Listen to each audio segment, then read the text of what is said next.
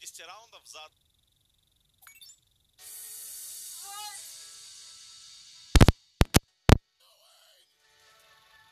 I love you. Thank you so much. Whoa, James, what the frick are you afraid? The whole gifting subs thing, that is magical.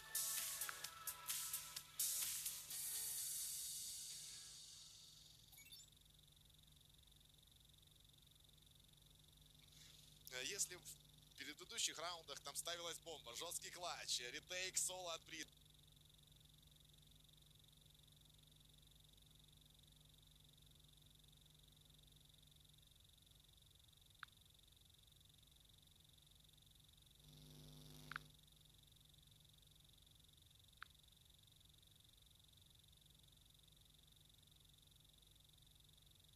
Тайм заказано, Итан и Брис еще по минусу. 21-21, и мы продолжаем.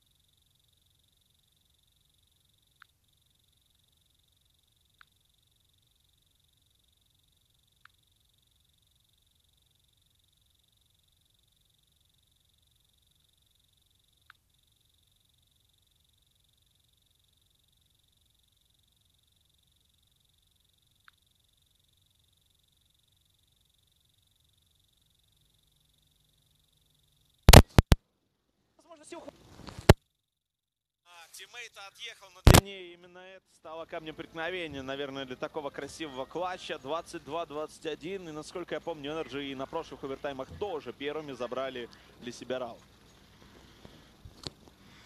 Не скажу тебе, наверное, эксперты подскажут. Получается здесь делать. Так, ну прокатил Сарик. Ну, видно, вообще абсолютно другая структура игры сейчас у команд на овертаймах. Больше индивидуальных действий. Ну, намного агрессивнее стали играть Energy. Это похоже больше на Defense Vitality по началу карты Overpass, только у тех, кто не работал, ни черта. А вот Energy собирают много информации по карте, размениваются в плюс постоянно. И когда необходимо, уходят в закрытую оборону. Ну, Vitality. Ну,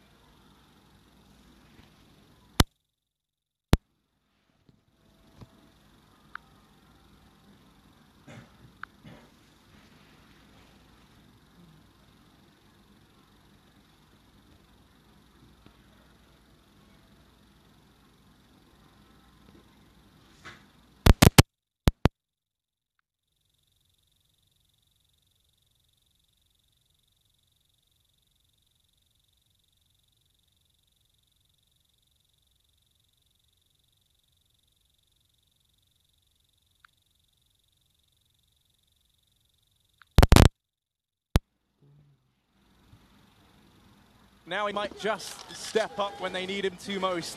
Will he anticipate the wrap through toilets? He does not. So NRG 23-21. And it feels like we need to just see a team go flawless in one of these halves to pick it up, right? We've constantly seen them trading back and forth, you know, and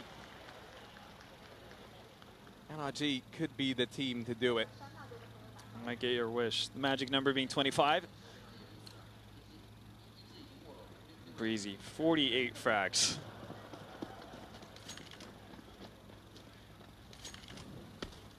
Away we go. Last round of the first half in the third OT. And again, different setup on the side of Energy here towards A. Tarek tucked away in the corner. He's going to have Zerg potentially take first contact. It's also a tough position for MBK to clear out as well if he wants to actually move up.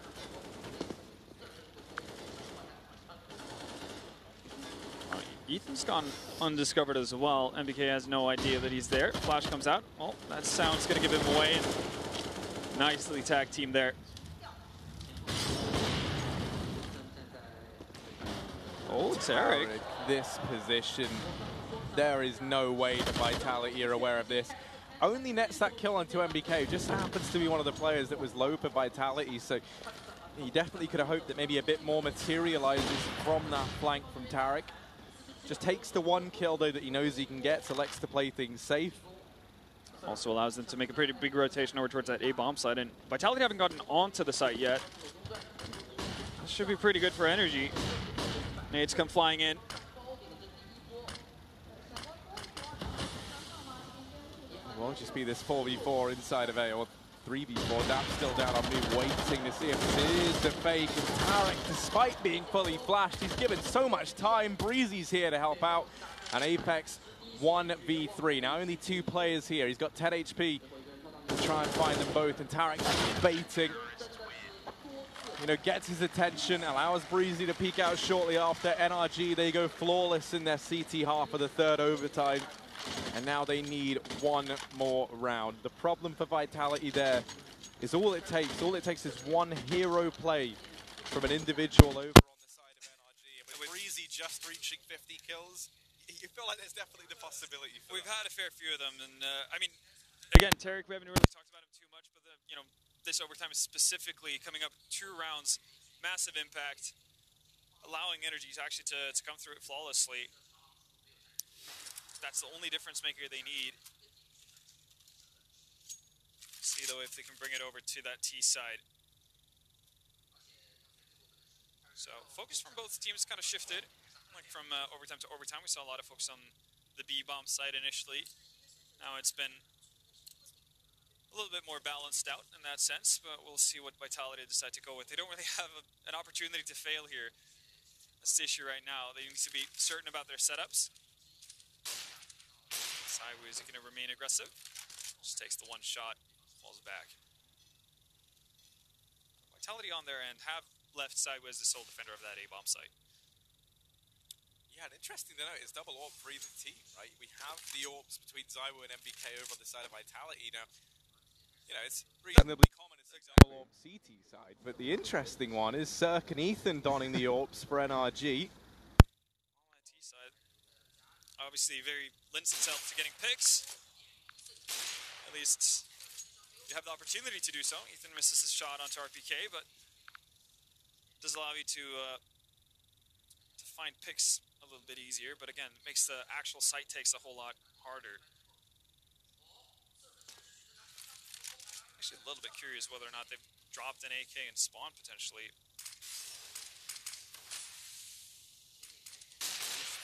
Zywo tries to take that fight over the top, but he will be sent back into the depths from which he came. Back to this A-bomb site for him for the time being, but the nades find good damage onto Daps. And this push from NRG is all but ground to a halt. They're setting on up for the A-side play. You can see that rotation of Ethan can come up through the connector. Time is running down as well, so they need to decide on where they want to go. Bomb's still hanging out far back there, but it seems like A is going to be the play. 3 Vitality members find themselves. They've left this very late, though. They've got to pick up the pace. They have to get this bomb down, and it's been dropped. MBK drops it. Zywo in with another. Tarek, he's been very good in this overtime in particular, but a 1v3, there's no time either. This is a Vitality round of 21-24, and he actually goes down after time. Now, when you think about the fact it was double AWP for T-side, I wonder if that's going to have any ramifications for them.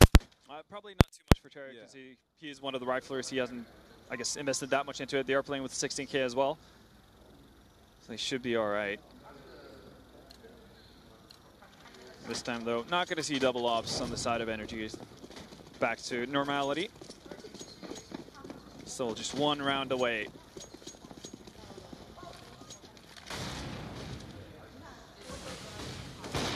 Oh, Zywo. Once again, able to kickstart this round with the man advantage for Team Vitality. No response just yet from NRG, but they hope to find it with Ethan and Cirque playing off of one another here. Down in Monster. Doesn't look like they're setting up to flash this corner, instead just holding it. Saiwu might be blind, but he still gets breezy. Flashed over the top, facilitates the peak for RPK. And it's a perfect flashback. A helping hand lent from Alex. Tarek, 1v5 required.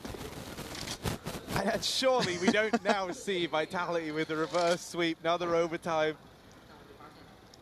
Nothing seems to separate these two teams on Overpass, so wouldn't be too surprised if we do go into the 4th OT at this stage. All right, Tarek finds the first one. Not able to down RPK. So 3K for the Viley vet. And again, one round off, potentially quadruple overtime to start off the playoffs. Yeah, I mean, you know, We're going to need paramedics on standby to help the scheduling guys here at Starladder. I mean, you know, their blood pressure's through the roof right now, you imagine. IVs for everyone. This has been a very, very long game, and it looks like it's going to go on even longer, Halvor. we're almost 50 rounds into this game of Counter-Strike. Yeah, at this point. See, the game's gone on for so long that Energy are actually questioning themselves whether or not they'd used all 4 timeouts or not. And yes, they did. They actually used all of them in regulation. So they pretty much played an entire new game on its own without timeouts.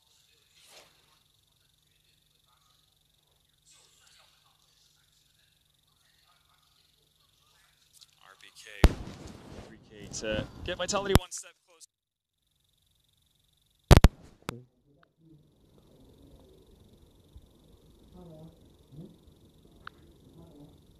He's got his eyes pierced toward underpass.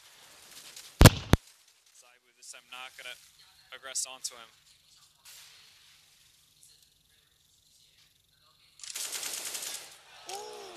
Well done. There you go, Apex. Yeah, I mean, that's one way to take the man advantage at double overtime. Oh, sorry, what am I on about? Quad overtime point. It's not every day you get this many. Well, seems like Cirque might want to say something about that. Might put an end to it all. He finds Alex, so back to 4v4. Oh, breezy. Driving force for Energy so far in this game. He finds one towards that A-bomb site. So force the rotation. Apex needs to stand his ground on A. He's actually pushing forward, which is interesting. Might be unexpected as well on the side of Energy. Meanwhile, Tarek just holding steady over towards B. And this move from Apex could just be the deciding factor. Yeah, this can make or break the round right now. Oh, is Cirque holding it? Seems wise to the fact that Shadow gets spotted. Apex shutting down the output of NRG. Now, Vitality looking to try and take the A-bomb site, and they do drop Apex. So NRG sitting in this 3-on-2, Zaiwu and RPK to try and secure another overtime on their map pick. RPK falls and it's the youngster Vitality. It was them on map point so many times, but they couldn't quite close it out. NRG now just one away from making it so, and it's the youngster. The start of Vitality in this 1v3 does manage to pluck Tarek from the ranks, but they're not peeking into this. NRG. Oh, Zaiwu, one man left to find, and it's that's over at long, but he doesn't read it. And NRG takes them a while, but they're able to close this out. Zaiwu falling just one kill short there in the 1v3. But it will be NRG picking up this map and moving 1-0 up in this series. What a game to start us off, though. Holy hell. 52 frags to Breezy's name. And I mean, a ton of rounds where just individuals shine through from start to finish. And that's the LAN streak for Vitality broken. No longer that 100% win rate on Overpass. They finally met their match, met their maker. And that puts a lot of pressure on them going into map number 2. Yeah, right, and obviously that's the map pick of NRG, that's Mirage, and so that's a pretty awkward spot to be in, right, if you're the French squad. Now you're having to try and fight back on your opponent's map pick. And I think the other thing is, you look at that, Vitality had so many chances to close that game out, and it was them who was giving it away as opposed to NRG, you know, like, I mean, they did have like a phenomenal time of things as well, right? But you look at it, Vitality, to have reached map points so many times and to have seen so many overtimes come out of that game, you're left wondering, like, what went wrong? How come they couldn't close that out? Yeah, it is a bit of a head scratcher for sure, and losing in that kind of a fashion as well. It's a super draining game, goes on for so long. Like, how do they mentally reset going into map 2? Are they going to be able to at all? And that's kind of made even worse by the fact that you have Zywoo, right? He's the guy you put so much of the waiting on, and he's your youngest, least experienced player. Yeah, no, absolutely, and he didn't have the greatest of games to start us off on Overpass. We did see spurts every now and again. But we need to see, I guess, a consistent Zywoo coming into map number 2 if Vitality has the hope of bringing this to a third. Yeah, well, that's all from me and Halvor for now. We'll be back with this second map. For now, we're going to throw this one back over to the analyst desk.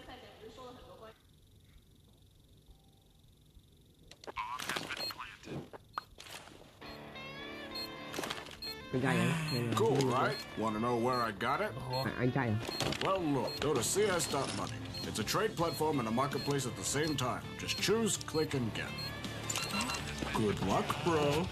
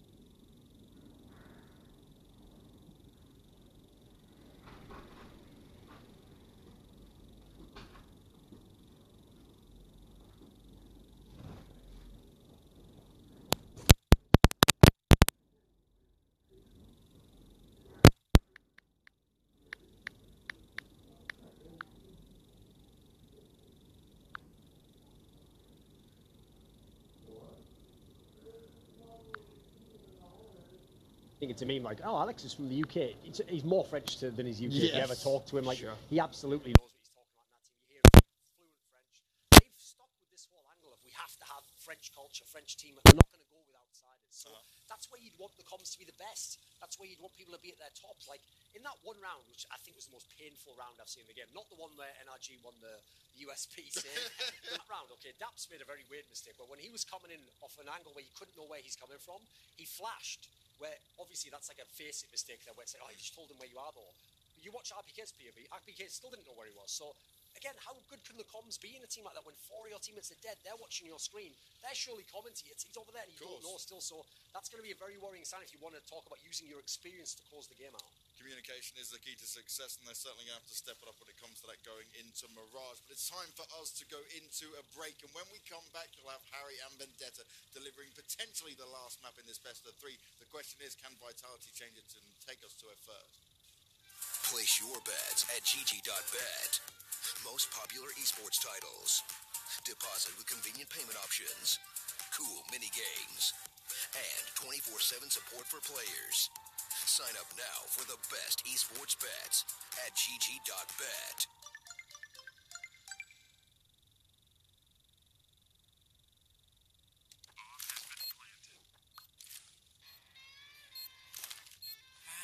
Cool, right? Want to know where I got it? Well, look, go to CS.money. It's a trade platform and a marketplace at the same time. Just choose, click, and get. Good luck, bro.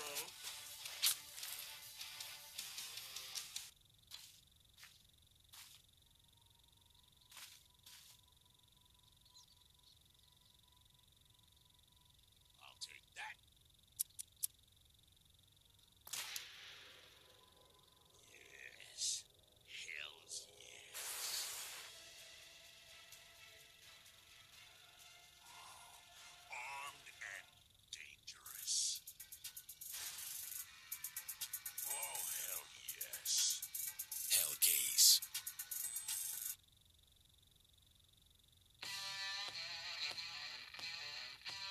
Big update and new features in the case battles. Updated and convenient interface with new options. Up to 4 users can participate in one battle now. Create and customize your battles, any number and any type of cases. Choose the number of participants and invite your friends with a unique link. Watch the best drop and win everything. Don't miss epic battles on Hellcase.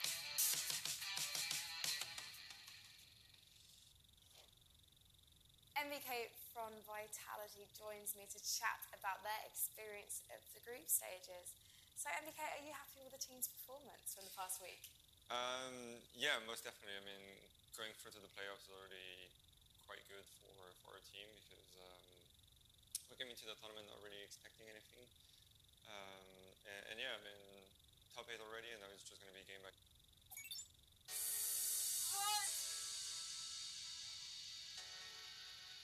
Blackjar, what are you doing? I love you. Thank you so much. Whoa, James, what the frickety frick? Whoa!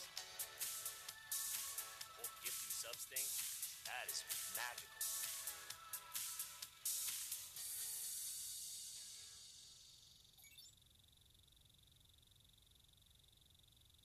Took a big hit in our preparation, so yeah, we don't have exactly what we want coming into China, but we have the basis for our team, and we wanted to fix some stuff that we didn't really have time to really go through. But we're just coming in and playing with our hearts more than anything else, because that's the only thing we can do at that point. If we don't have the practice that we wanted, then we're just going to have to improvise as we come into the games, and that's pretty much what we've been doing. I mean, those Inferno games that we played, for example, are just showing that it's not much practice, but it's just playing very simple and climbing around one after the other, pretty much. If you had more time, how would you typically practice? We would use practice to really check what is missing in our game. So, for example, we have struggles on T-side and nuke. Inferno as a whole, Mirage as well. We've been trying to fix some stuff, but it didn't really go that well so far. And that would be pretty much it, because we need our map pool to be better, and so that would be mainly what we work on, and that's pretty much it.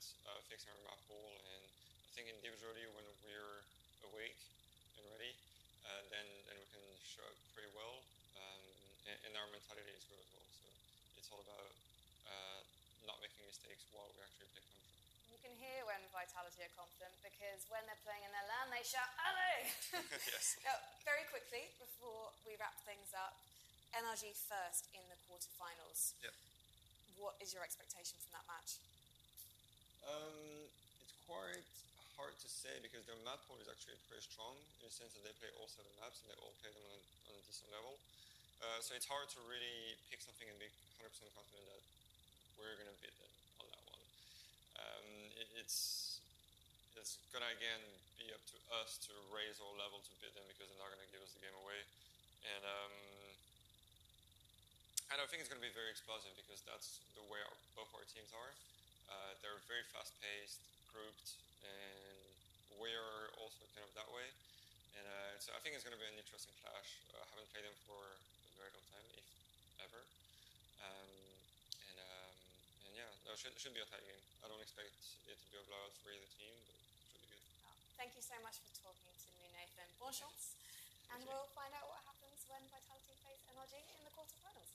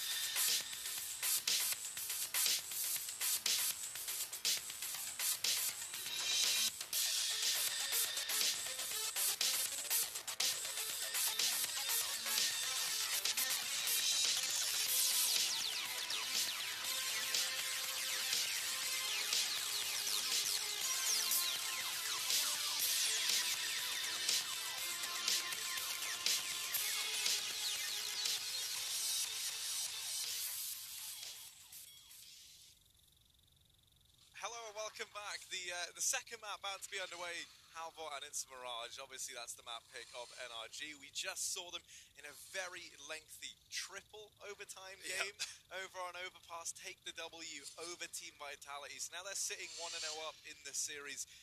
How are you feeling about this one now, looking to the future? Both for Team Vitality and for NRG. I mean, for Vitality, obviously you have the downside of now you're going into NRG's map pick, which is obviously never a good thing. But it's not the the olden days where it's a French team on Mirage is like unknown territory for them by any means. They also have the fact that they come out of that game as close as it was without really having Zaiwu being that much of a factor for a large part of it. I think that's, you know, things you can expect to change going into Mirage as well. But, you know, you would kind of lean towards Energy being the favorites as we get going with the second map. Just off of the back that Breezy had a fantastic performance to start us off. Same thing can be said for Ethan, even though he didn't obviously live up to the exact same standard that Breezy did. But yeah, like the individuals on Energy seem to be showing on the server, so I think that's very good for them going into their own map pick. Yeah, you know, I mean, as Breezy looked, you know, more switched on than our producer's microphone is right now. So, yeah, I mean, you know, Knife round getting underway. Now, sides don't matter half as much on Mirage, but you know, if there you go, Team Vitality able to take it. So I'm curious to see which side we see them start over. I'd imagine CT. Yeah, usually, you know, you go for a CT side start. Ease into it, right? That's all you want. But they might throw a bit of a spanner into the works. We never know. In any case, though, they do get freedom to choose, and yeah, they're going to opt for the CT side from the looks of it. So ease into it. I think that's going to be great. Again, saw a lot of comments again on social media. Obviously, Zaiwu is naturally enough you know, I guess the point of interest for a lot of people watching. People are commenting on the fact that he was doing uncharacteristic mistakes or making uncharacteristic moves in that sense. I think it was Smuya who pointed out the fact that he was much more so, you know, in this game rather than normal, actually taking unnecessary aggression, doing it in situations where he couldn't necessarily get a trade for himself if he were to go down, all those kinds of things. And the fact that he's also like very aware of it whenever he makes mistakes, right? So if that all of that comes together, you know, and Zaiwu's kind of corrected his wrongs in that sense, that's just a really good sign for the French. But here we are, underway. It's looking like the fast speed play, the matchmaking classic. This nade finds so much damage onto NRG. This push continuing to come on in. A Team Vitality holding their own right now. They still have 3 players here. They did stack clear to be on site. Alex tries to play the trigger discipline, and he might come to regret that. MBK suddenly thrust into what was a 1v3. Now turn 1v2 as he does drop that first man. Looking to try and find a little bit more here. Does have the kit to work with as well, and a smoke grenade at that. The lack of armor is what's going to be punishing here for NBK. Ethan just checks him, and now they get the information. They know exactly where he resides. They're looking to try and take this fight and win it. Double peeking into it, and Ethan cements the second. The pistol round goes the way of NRG. They're going to move 1-0 up as they find the pistol on their map pick. So while Overpass was very much back and forth, a scrappy affair, it'll be interesting to see whether either of these teams are going to be able to get a bigger streak going, pretty much, because it was so much trading, teams winning out buys that they probably shouldn't have too much success with, and so forth. Energy winning that pistol, looking to get on to the right start. Bit of a shooting gallery in mid there. Zerg being able to find the first 2 before Alex actually is able to return with the USP as well. So actually significant amount of damage being done here with only pistols on the side of Vitality. MVK down to 1 HP, but still a chance here for Vitality. They haven't been able to pick up any weapons as they're dropped in top mid. MVK on a bit of a scavenger mission. Will get picked off. Dabs as he makes his way out on it. He actually gets found out as well by Zaiwu. He's in a 1v1. He doesn't have any armor, but again, all you need is 2 well-placed bullets. That could be the difference maker. Ethan. Where the window positions. I was going to rotate quickly over towards Kitchen. Actually decides to go back here. He would have had the correct read. Now he gets confirmation at least as to what's going on. Planning open for Kitchen here. Be a bit risky, but he's going to be able to handle the pressure. So 3K for Ethan. What was a pretty costly affair for Energy there. A lot of mileage out of those USPs on the side of Vitality, so they can be really happy about that. Now we're going to see that 3rd round buy from the French.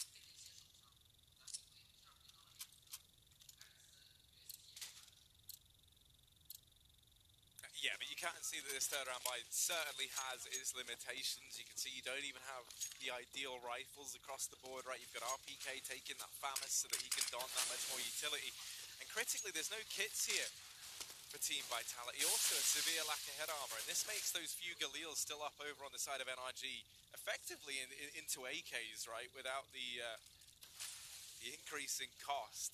MBK holding close to connector. Does have Apex over in the window. Smoke down there right now, so nothing transpiring down in mid. NRG just sitting pretty with full mid control. They'll take that in their stride, and now the smoke falling up top con. This is going to allow Daps and the rest of the gang to push into this avenue of the map. Lying in wait on the other side will be this crossfire between MBK and Apex. Daps gonna move away as soon as the smoke fades, and gets dropped on as well. Frag going the way of Vitality, and it's also started the push towards the B bomb site. Not really panning out for Energy here so far. Easy has found one, but still French holding pretty decently. Cirque has made his way out. Balcony finds two there. That's Alex and Apex gone. Actually, why not make that a third? There you see the lack of head armor really just making that Galil real fearsome. Now he's picked up a Nog as well. So who's made it out though? Spotted. Not able to connect the trade, so Tarek's gonna finish him off. Energy looked like a pretty rough start to that round. Luckily for them, the Bulgarian Beast is able to claw them back in.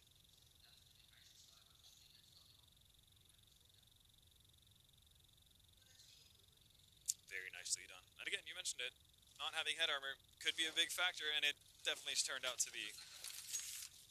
Yeah, this is why, for me personally, I've never really been a big fan of going for that third round buy, especially on the CT side. I feel like T side, you can stomach the cost, right? You get the AKs, the armor, everything's a lot cheaper.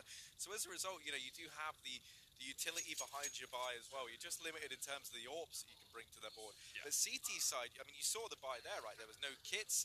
RPK was the man donning a lot of the utility, and what that means is if you lose him, you've lost the whole utility belt. And yeah, obviously then there's the lack of head armor as well, which when you consider NRG and any team over on the T side of things would almost definitely be running the bonus round into that third. It really does kind of amass to becoming a pretty horrific situation to be in, considering that's been the thing that you banked on securing you around. Now MBK able to open things up this time around. Taiwu does get dropped in the meantime. One by one, they are mopping up the remaining players for Vitality. So NRG, okay, they lose Daps, but on the back of it, they recover. They keep things clean. 4 players staying alive means that money is made for this T side. But now we get to see a buy for Team Vitality, and it's going to be a good one. And it looks like it, right? Zaiwu, he's taking some time to buy. He's got cash for it, but no. MBK, are they going to swap it over, or does MBK have a spawn? Yeah, because I'm looking at it. It doesn't look like he has a spawn right now. Apex going to throw out the top mid smoke, so we might see some aggression here coming in from the Frenchies. Exactly what we're seeing here. Zaiwu down in mid. Find Tarek, but then slowly burns to Zerk before MBK has been able to get a return at least. So aggression pays off, but Breezy's really put the pedal to the floor. He's already out on beat. Deals with RPK in a brilliant manner as well. All of Energy have made it out here. Taps actually netting a frag as well with that MAC-10. Alex taking a bit of damage from that Molotov too, but Taps probably not expecting this. Smoke just gives him enough cover. 1v1, MBK knows that Ethan's here. One shot is all it takes. And Vitality, they will salvage this round, albeit by the skin of their teeth. NRG lose that one there in the 2v2, and it is on the back of that little push in from Alex. He gets all the information from it. He gets them back into that round. MBK's able to finish things off. So he is. So it's a round on the board for now for Vitality, but then you look at what they have to buy up with, right? MBK surviving as the sole survivor, that's never a good sign for a CTE side. It's going to drop off one weapon, but where do you go from there? Not really. Again, you talked about these the third round buy we saw, not a lot of utility, or you like head armor, diffuse kits, utility. It's not the prettiest of buys on the side of Vitality, and then you look over on Energy. They've got 4 AKs, they've got nades, they've got an AWP on Cirque as well. And MBK actually still just holding on to that AWP. Zaiwu on an MP9 for now.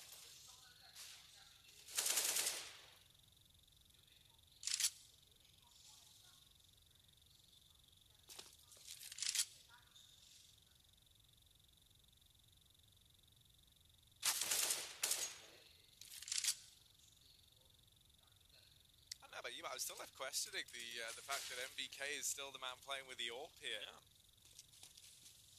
Bit of an interesting choice. Then again, he did clutch out the previous round, so maybe just letting him go with it if he's feeling it right now. Well, yeah, that's the curious thing, right? It does make you wonder, is this a call from Zaiwu to want to give the AWP over? Maybe he's not feeling it right now, or is it the fact that MBK maybe called for it and is? For now, though, they have MBK playing as the sole defender of that B bomb site, so pretty hefty presence over towards Zave.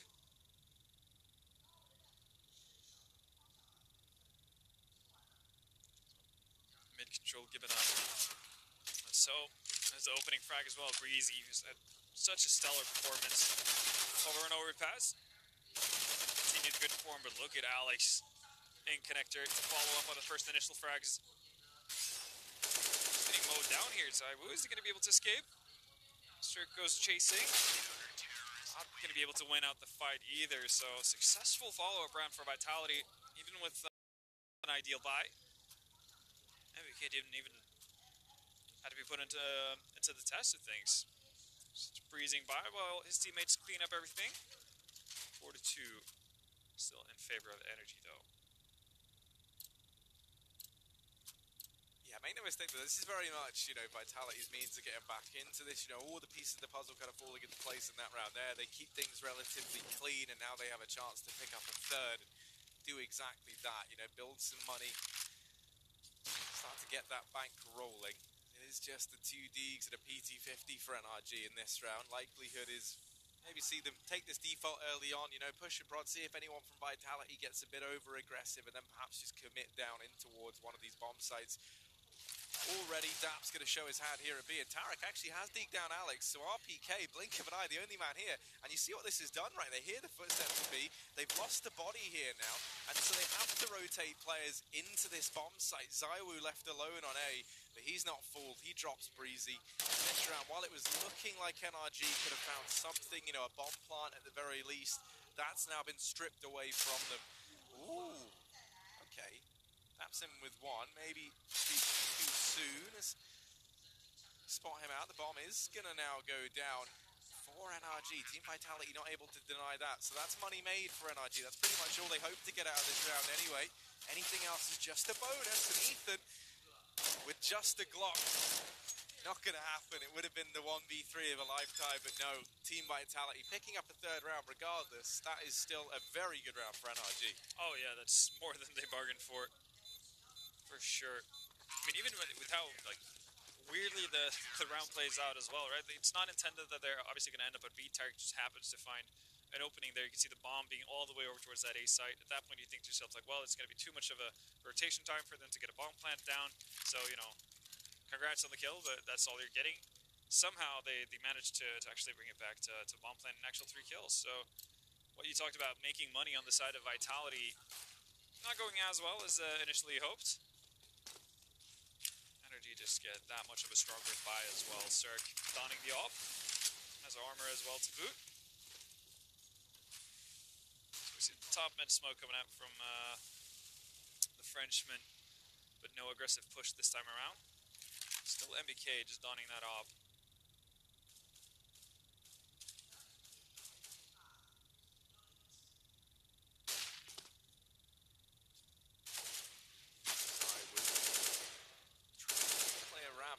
Locked in this fight with Daps. He just keeps on taking it.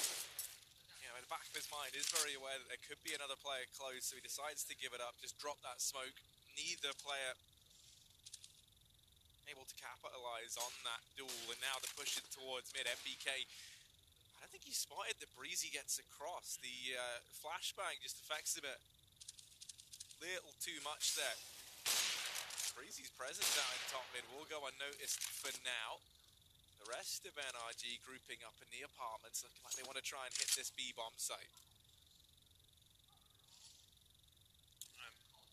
For Vitality, though, they do have 2 players on the site. Pretty grouped up as well. Smoke goes down from Alex.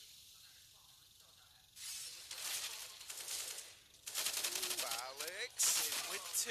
Tarek up on short, but RPK trades things out. Cirque missed shot, uncharacteristically so, and only 20 seconds on the clock here. They have to pick up the pace. Zaiwu has began his rotation out, joining up with MVK and RPK, and one by one the bodies fall.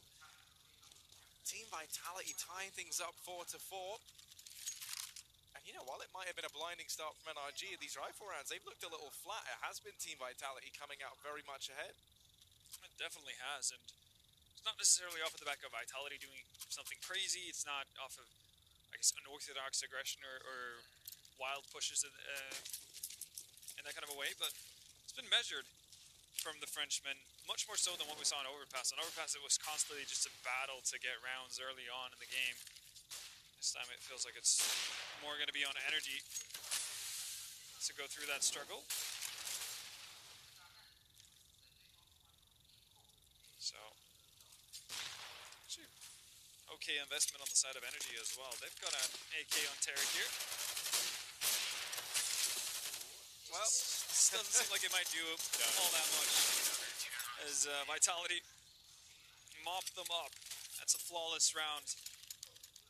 It's definitely what they needed as well. Again, when we saw them taking pretty significant losses versus, well, just pistols, that can always come back to haunt you later on in the game. Being able to fend off, you know, that kind of an investment from energy so easily, sign of good things for the French. The worrying thing for me, you know, not even within the context just of the results of this game, but the results of the whole tournament for either one of these two teams, is just that, you know, both of them, right? You think about how they played throughout, you know, the path to get here. Obviously, we had Vitality with wins over the likes of ENCE, for example. You know, that's kind of a big victory Pretty for impressive, them. yeah. NRG, they did it reasonably cleanly as well. Well, you know, they take wins versus the likes of MIBR, Big, North. You know, we see them looking good, and I think we can agree that both of these teams, you know, we definitely felt like they had some potential here, but right now it feels like it's pretty flat on either side of things. You know, it doesn't feel like we're seeing them at their best. I don't really feel confident that I could say this to be the NRG or the Team Vitality that wins this event. They still have some things they need to figure out, but as of right now, Vitality seemingly have figured out their CT sides for the time being. That's 5 rounds in a row for them. Let's see if actually Energy has anything to come up with here, though.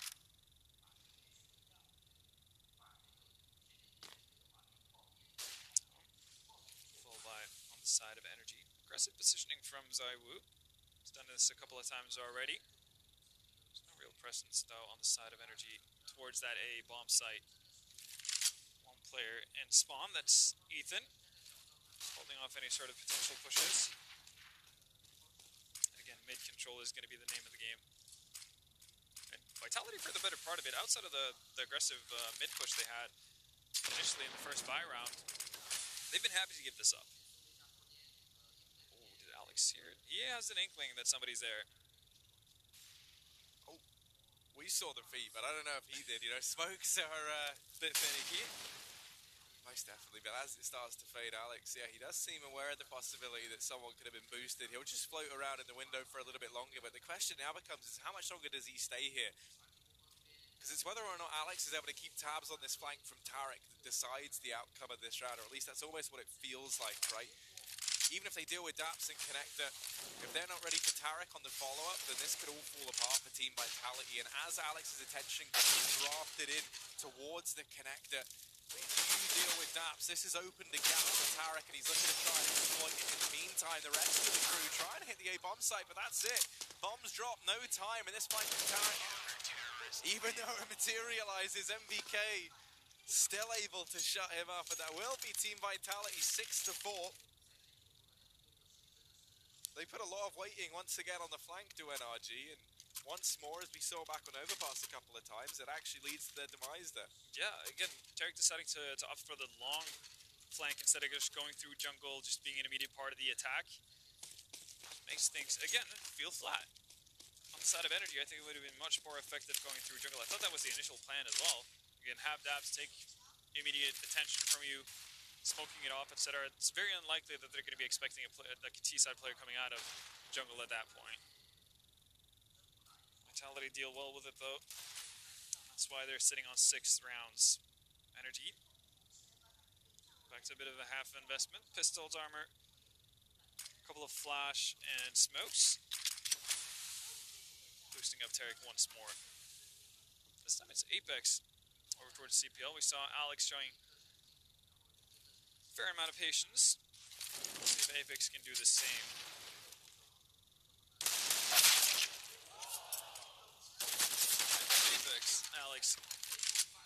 Apex will actually go down to Taric, so this time go for the long rotation, pan out. It's an opening towards jungle. And, well, it's a retake setup initially from Vitality, so this could be a bit of an issue. Yeah, done a really good job of keeping 2 players at this B bomb site. Look at how much attention he's drawn away from this push over at A. NRG, though, they might have, they might just big brain themselves here, trying to go for this rotation as they're into the Moors. Not only of Zywoo, but this allows this 2-man hold that Daps worked so hard to hold at that B bomb site. Ooh, it's going to be effective. That's a quick one. I mean, you're kind of left scratching your head a little bit there, right? They get the story towards jungle, so maybe you understand, why they try and collapse in towards B, but Daps, would have almost definitely called there's 2 players inside of B. With only 3 left up, you imagine they just take that fight with Zywoo and CT. They know where he is. That's math even we can do. So, yeah, I absolutely agree. Not really sure what they're going to do. I mean, once they get through, obviously, the vents there towards kitchen, I mean, you're stuck with pistols. That's the least favorable place to be stuck with a pistol. I mean, you're going to have a long-range fight. And also just the fact of getting through kitchen versus an already set defense. It's not going to be easy, but this is a way of combating that. Then finds the first one with Zywoo. So quick with the trade, pushes aggressively into Abs, and he's going to be a nuisance. He's actually going to run through. He's going to join them with that push. Actually finds Taric as well, but gets traded out by Breezy. It's a very aggressive move from the youngster, but at least it has energy away from planting a bomb, and they haven't really been able to push forward. Smokes are gone. They don't really have anything else to replenish it with either. That's a big issue. How are they ever going to get a bomb plant down in this kind of a scenario? Vitality just playing it cool for now. Not interested in barging onto the side and actually giving them an opening. Eventually, though, I mean, we're 45 seconds left. Energy needs to do something. Yeah, I mean, this is the problem, right? As you highlighted, the utility's gone, so they're just left hoping that someone from Team Vitality eventually probes this area of the map just to see if NRG are still here.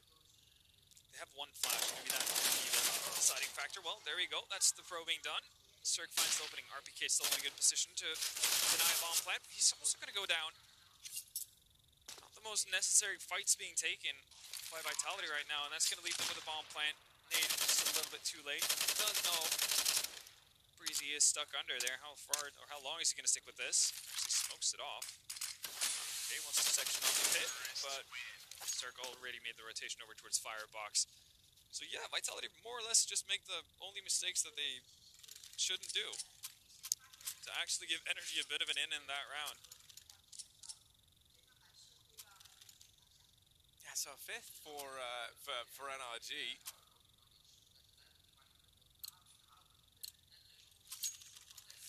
Much needed one as well. Consider the fact that that was 7 rounds in a row for Vitality leading up to this point. Definitely needed to get into it. Still salvage a pretty decent T-side though. Even though it's been very much about the Frenchman up until this point. Yeah, this is one of the things that we highlight. If you go 7-0 down at this scoreline, if you're NRG, you're buying now to the end of this game. They at least have that to fall back on, and that might be the only comfort they have in this round. As already Breezy and Cirque both dropped. Zywoo, quick double from him, triple in total. And Team Vitality straight back with another round, a clean one at that. This set piece that NRG tried to throw in, all just, all falls apart, to be honest with you. I mean, even gaps in the smoke that you noted for Team Vitality to exploit. It just feels like, especially in comparison when you think back to Overpass, you think about how kind of we really saw a resurgence from NRG in the latter stages of that game, right, to actually pick it up. It feels like they're back to square one here on Mirage.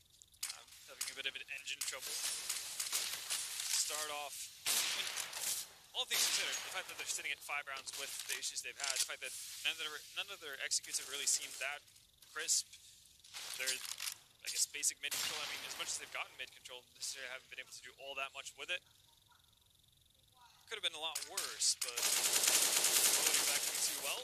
Breezy, all right, down to 1 HP, still alive, at least for the time being. Again, going back to the boost. Tarek is 1 for 2 in terms of success rate here. Luckily, though, look at this. The opening found on that B-bomb site. Bomb down on site. Now Vitality is going to get put on the clock. Alex might go actually undiscovered. Instead, though, flank from Tarek. Definitely give him an approved one there on the flank. Much better timing there than what we saw the first time around. Even though he's not able to find Zywoo. Kind of gets the confirmation that Vitality have given up on the round. Now remains to be seen if Vitality can actually hold on to it, or if there's actually any real interest on the side of Energy to keep hunting for this. They don't really have too much money on their side. Just want to make sure that they have everything they need going into the last round of the first half.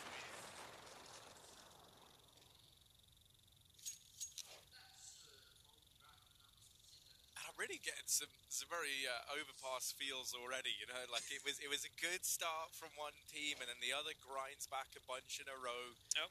And now we see it, you know, flip-flopping a little bit towards the end of this first half. Obviously, first half of Overpass ended 8-7 as well, so there's a potential for history to repeat itself here. Yep. Might get 3 overtimes as well.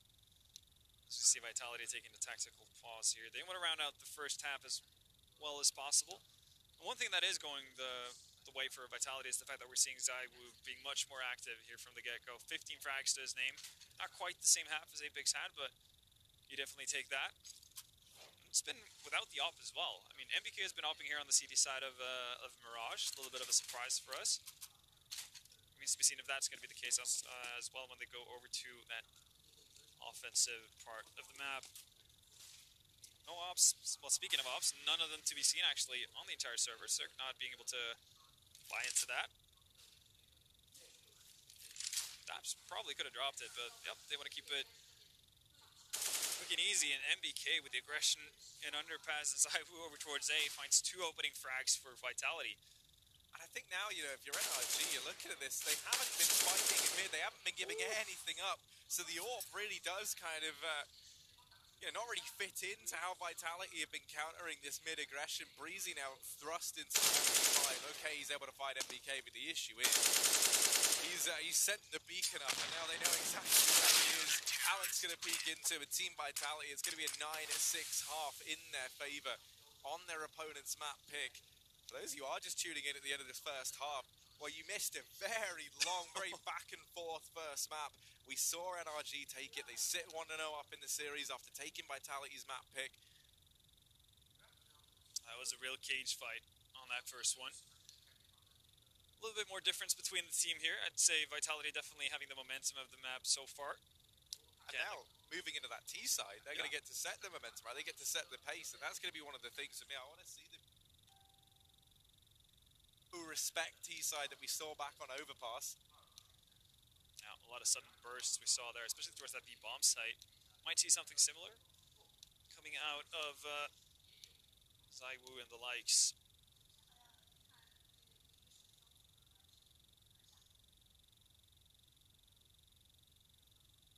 Right now, though, I mean, considering so much of this half is, on the side of Energy has been off of the fact that they're 1 pistol, it is a bit of a worry.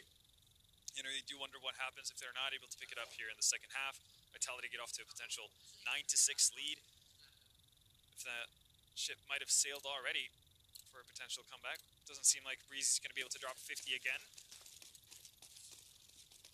That is a bit of an issue. We haven't really seen too much, I guess, just the usual suspects on this side of Energy, at least not in the same kind of fashion as we're used to. Ooh, I like this, the double push from Tarek and Ethan. They hear this B-side play coming in, and they're going to be very fast on the flank. The issue is NRG, they were set up for the retake for this B-bomb site, so it's a 5v5 as the bomb goes down. And now you're looking to Tarek and Ethan on this fast wrap to just blindside Vitality with the sheer speed that they've gotten here. And it does net them 2 openers. Ethan in with one, Daps on another, and it's Alex. Blink of an eye, 1v5 required, and he gets just pincered onto. So this time around, they put a lot of stock in that flank, and it does prevail. You know, it does materialize. Ethan with 3 crucial kills from the apartments. That was a perfect call. Perfect counter call to what Vitality was doing. Again, as you said, they were set up for the retake already. They're happy to give up the bomb site because they have that quick double flank. And I mean, even if you don't find, you know, as much success as Ethan does there on the flank, just the fact that you have presence from Abs so early on is going to scramble Vitality and allow for the rest of the players coming in from Kitchen to actually get out on the bomb site and give the CTs a pretty significant advantage. Yeah, right, because usually, you know, if you're going to have a player coming in on the B-Apps flank, while it is a strong position to have to draw the attention away, the limitation to it is the very long rotation time to get there as a CT. And you can see Vitality, they just were not prepared for 2 players to be in the backline so fast. And, you know, most importantly, so silently as well. Ooh, MBK with the Deagle able to crack open this A-bomb site. Ethan in CT, though, looking to try and hold back Team Vitality. And let me tell you, they are barred from this A-bomb site. Ethan, he's not serving them today. And Alex, yeah, he gets dropped. NRG 8-9, but it's buy time for Team Vitality. Cheeky little one-tap from Ethan. So in the span of 2 rounds in the second half, he's netted himself 7 kills. That's how you get going. That really is the kind of skill that these Energy players possess as well. Like, they don't need a lot to get going, but once they do, they're really hard to stop. Now, though, see what Vitality have in store. Definitely a better buy than what we saw in terms of the 3rd round buy on CT side, as we talked about. Not the most scary things in a lot of scenarios. 2 losses to the name of Energy as well.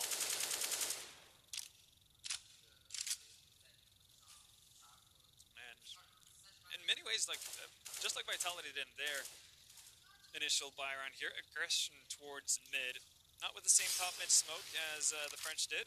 Well, there he comes in a bit of a different fashion, but his end result still very much the same. But not really that much interest from Vitality to actually take immediate mid control. So there's a bit of a timer on this aggression from Energy here. They need to back out or push forward at a certain point. Yeah, and they also threw the double smoke down there in top mid just to build on that. So to Team Vitality, that just signals, okay, right, they've clearly gone for some heavy mid presence, right, with the aggressive top mid smoke. They don't show their hand here. Instead, it's just going to be the flat B bomb site play. Breezy. Ooh, Zayu gonna burn in his, was that his own Molotov, or did he fall to his death? I don't know, but regardless, kills coming through right now for NRG, and this leaves MBK and Alex to try and do it all. Now, overall, sure, Alex is the man, well, now left alone, stranded at this B-bomb site. The rest of the team watching from beyond the grave, and it's just not happening. NRG in with the 9th. It's very much a game of CT sides right now. It definitely is. Still early days for Vitality, though. They still, you'd hope that they have more to offer, as we haven't really seen what's in their arsenal. But very well held by Energy, who by no means had an ideal buy going into that. So even though the mid aggression doesn't pan out, they do fan back to position in time to deal with the B push. And sends Vitality back to pistols. Again, similar affair. Zayu not opting to get armor because I'm assuming he wants the op. So we did see MBK being the primary opper for the CT side, but change up for the T side. Nice aggressive move there from Ethan towards underpass. Nets him 2 kills. Oh, make that a 3rd as well. He's really feeling it to start off the CT side. Why not get 4th? Oh, well, that's why. Gets denied by Zayu, but do take those. One casualty. Still being able to get some bank on the side of Energy. Tarek, the only one really, I guess, on the lower scale money-wise, sitting at 3.9. We see the frag leaders for both sides. I mean, you know, for NRG, first half we saw there was no real player stepping above and beyond the rest, right? It's here in the second half. Now, admittedly, a lot of these happen eco kills for Ethan, but it's all just confidence boosting, you know? It's all letting him get warmed up. Yeah, I mean, you can see he's looking very keen, very brave, taking a lot of these fights. Yeah, not even fights he should necessarily be winning, but he's still able to do it. We do at least have this buy back for Team Vitality. Zywoo is even going to have the AWP in hand, but he doesn't have head armor behind it, and that's going to leave him a little bit more vulnerable to these Orgs. Just that casual one tap to the skull could be the end of him. And again, G setting up. This time not, I guess, announcing their presence in top mid as much, and that might be why Alex is thinking about pushing forward. Might get a flash from one of his teammates as well, but it's going to be Cirque to open things up onto Apex. Another, why not? Cirque. Oh, he's shutting Team Vitality out of mid. Might have to try and win this fight on RPK. He's left fighting for his life, but Breezy's there to bail him out. And now MBK throwing into this 1-on-3. Certainly not the situation they'd planned for. Tarek able to dispatch of him nice and easily from the short position. Pause called on in, and I think justifiably so, you know, coming into this Team Vitality, sporting that 9-6 lead originally. We see NRG take the pistol round convincingly, and since then, everything has come up NRG. There has been very little in terms of success for Team Vitality, really, in any of these rounds, right? They don't have anything they can look at and say, right, well, this was working. That worked. Yeah, you know, no, that's very true. I mean, for the first 4 rounds, just a single player on the side of Energy died for each and every round. This was actually their most successful round in that sense, in terms of just how many eliminations they got. That's not a good sign. Again, still early days in that sense, so we do expect to see more out of Vitality's T side, but it is a bit of a worry. And I mean, as much as Zywoo is getting frags here and there, it's not netting them rounds. I mean, you know, you say it's early days now. Yeah, okay, this game is still very, very close in terms of the score, right? But it is going to be the issue for Team Vitality. They're already coming into this being on the back foot, and now they haven't found any success. You know, when you're looking at this and you say, "Oh, well, that was our best round yet," and all you've done is get 2 kills. It's certainly not building the confidence up for you to find too much over on this T side. Just going to be the A side set piece here. Smoke's getting lined up by the rest of the gang. Push now coming through. Up from ramp. CT is held by Cirque though on that AWP. And actually, I believe they've elected to leave that open. And this has just given them a firing line. NRG barrel through those offensive smokes that go down. They take the fights and they win them out 12-9. And that set piece and Vitality also spawning no results for them in that round. Only time Vitality has really gotten close to a bomb site has been in the pistol round. That's the one plant they've gotten. We know that it only happened really because that was a retake setup from the side of Energy. So Vitality really struggling to find their footing in this. It's the one positive out of that round is the fact that they do manage to kill Zerk.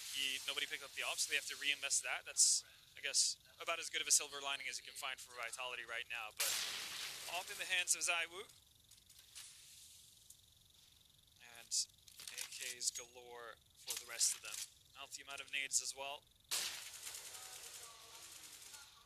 Still, though, again, it's Energy finding that opening. It's the mid aggression that's paying off for them time and time again. In different versions as well. It's not Cirque, it's Breezy.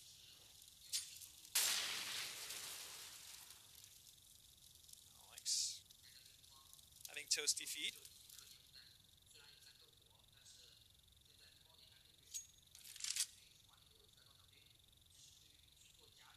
Trying to assemble this mid boost, but Breezy already posted up to deal with it. Now the trade does come through from RPK, but not quite before Breezy is able to pluck Alex from the ranks of Team Vitality, so they're able to take control of mid. The issue is they're still a bit claustrophobic here. You've still got Tarek over on short to deal with, and they're not aware of his presence just yet. Zywoo's going to check it, and he will deal with the point man here at short. Now this B play looking to come in, but Cirque, he was a beast over at A. They've come B to try and avoid him. He's switched things up, he's kept Vitality guessing, and now they try and run the gauntlet once again. MBK dropped, and Cirque out of his mind right now. 3 kills, 2 for Breezy in that round. NRG a 13th. They are just clobbering Team Vitality right now. They really are. The worrying part is that Vitality are not getting any closer. not even remotely. I mean, starting to scramble my brain trying to figure out when they were last on a bomb site with the actual bomb. And you know, coming into this, when I saw the NRGT side, I was kind of scratching my head, right? It felt like a very flat performance from them, at least initially, right? They take the pistol, they get a few rounds on the back of it, but all in all, not the most perfect half. It's the CT side where we just have seen a bit of a masterclass from the NRG guys. And it really does kind of clue you in as to why they are the favourites on this map. Tariq might have a couple of Eco frags coming his way here. He is the sole defender over towards B, though, so he needs to actually get a significant amount of them as well. It's 1 down, 2 to his name.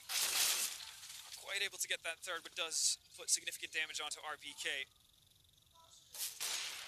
There we go, Shirk showing up as always. And nice little telegraph nade from Ethan there to deal with the rest, or the one remaining Vitality member. They do get a bomb plant down, but really at this point, that doesn't really do a whole lot for you. I mean, I guess that's the closest they've been in many ways, but they still haven't gotten past a round where they've killed more than 2 players on the side of Energy. No, I mean, even that round there, right, like, sure, you get the bomb down, but that really is the only success for you. Now, on the bright side, right, the loss bonus has had more than enough time to build up the Vitality. If you really want to search for a silver lining here, however, it's that. But how far does that take you when you don't really have too many rounds to play with? How deep down the rabbit hole do you have to go to look at that as a positive for Team Vitality? Well, I guess they just have to deal with what deal with the cards they've been given.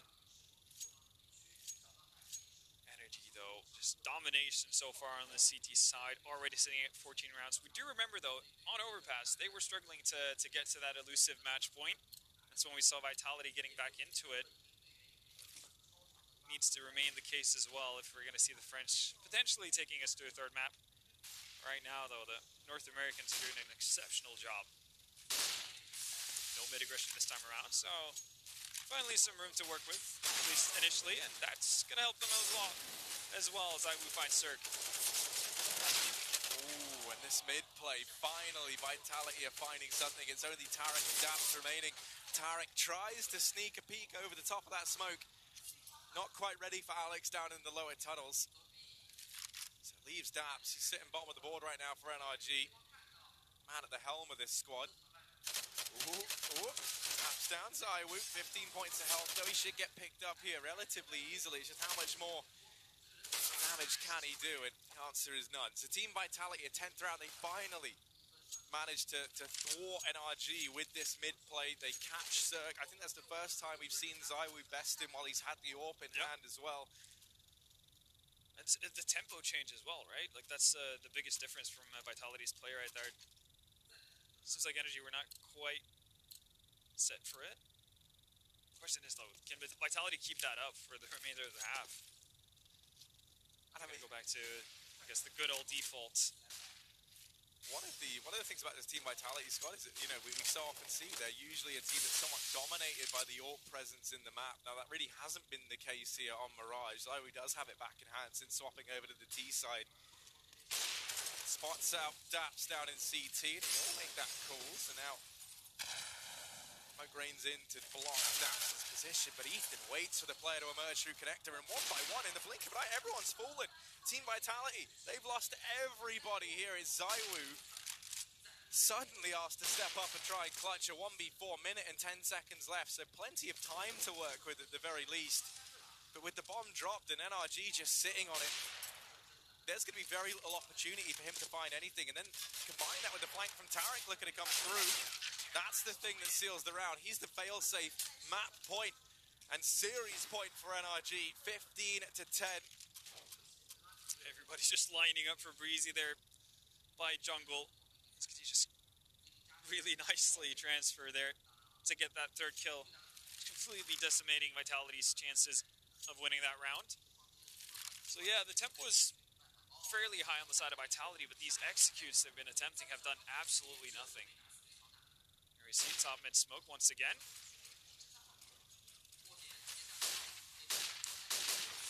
Vitality straight through it. They know that NRG have normally been pushing mid on the back of these smokes, but already they've lost MBK. Cirque will get spotted and he gets trapped in the corner there, so he gets he gets put down by MBK. Alex, though, he's on a bit of a mission. Down B.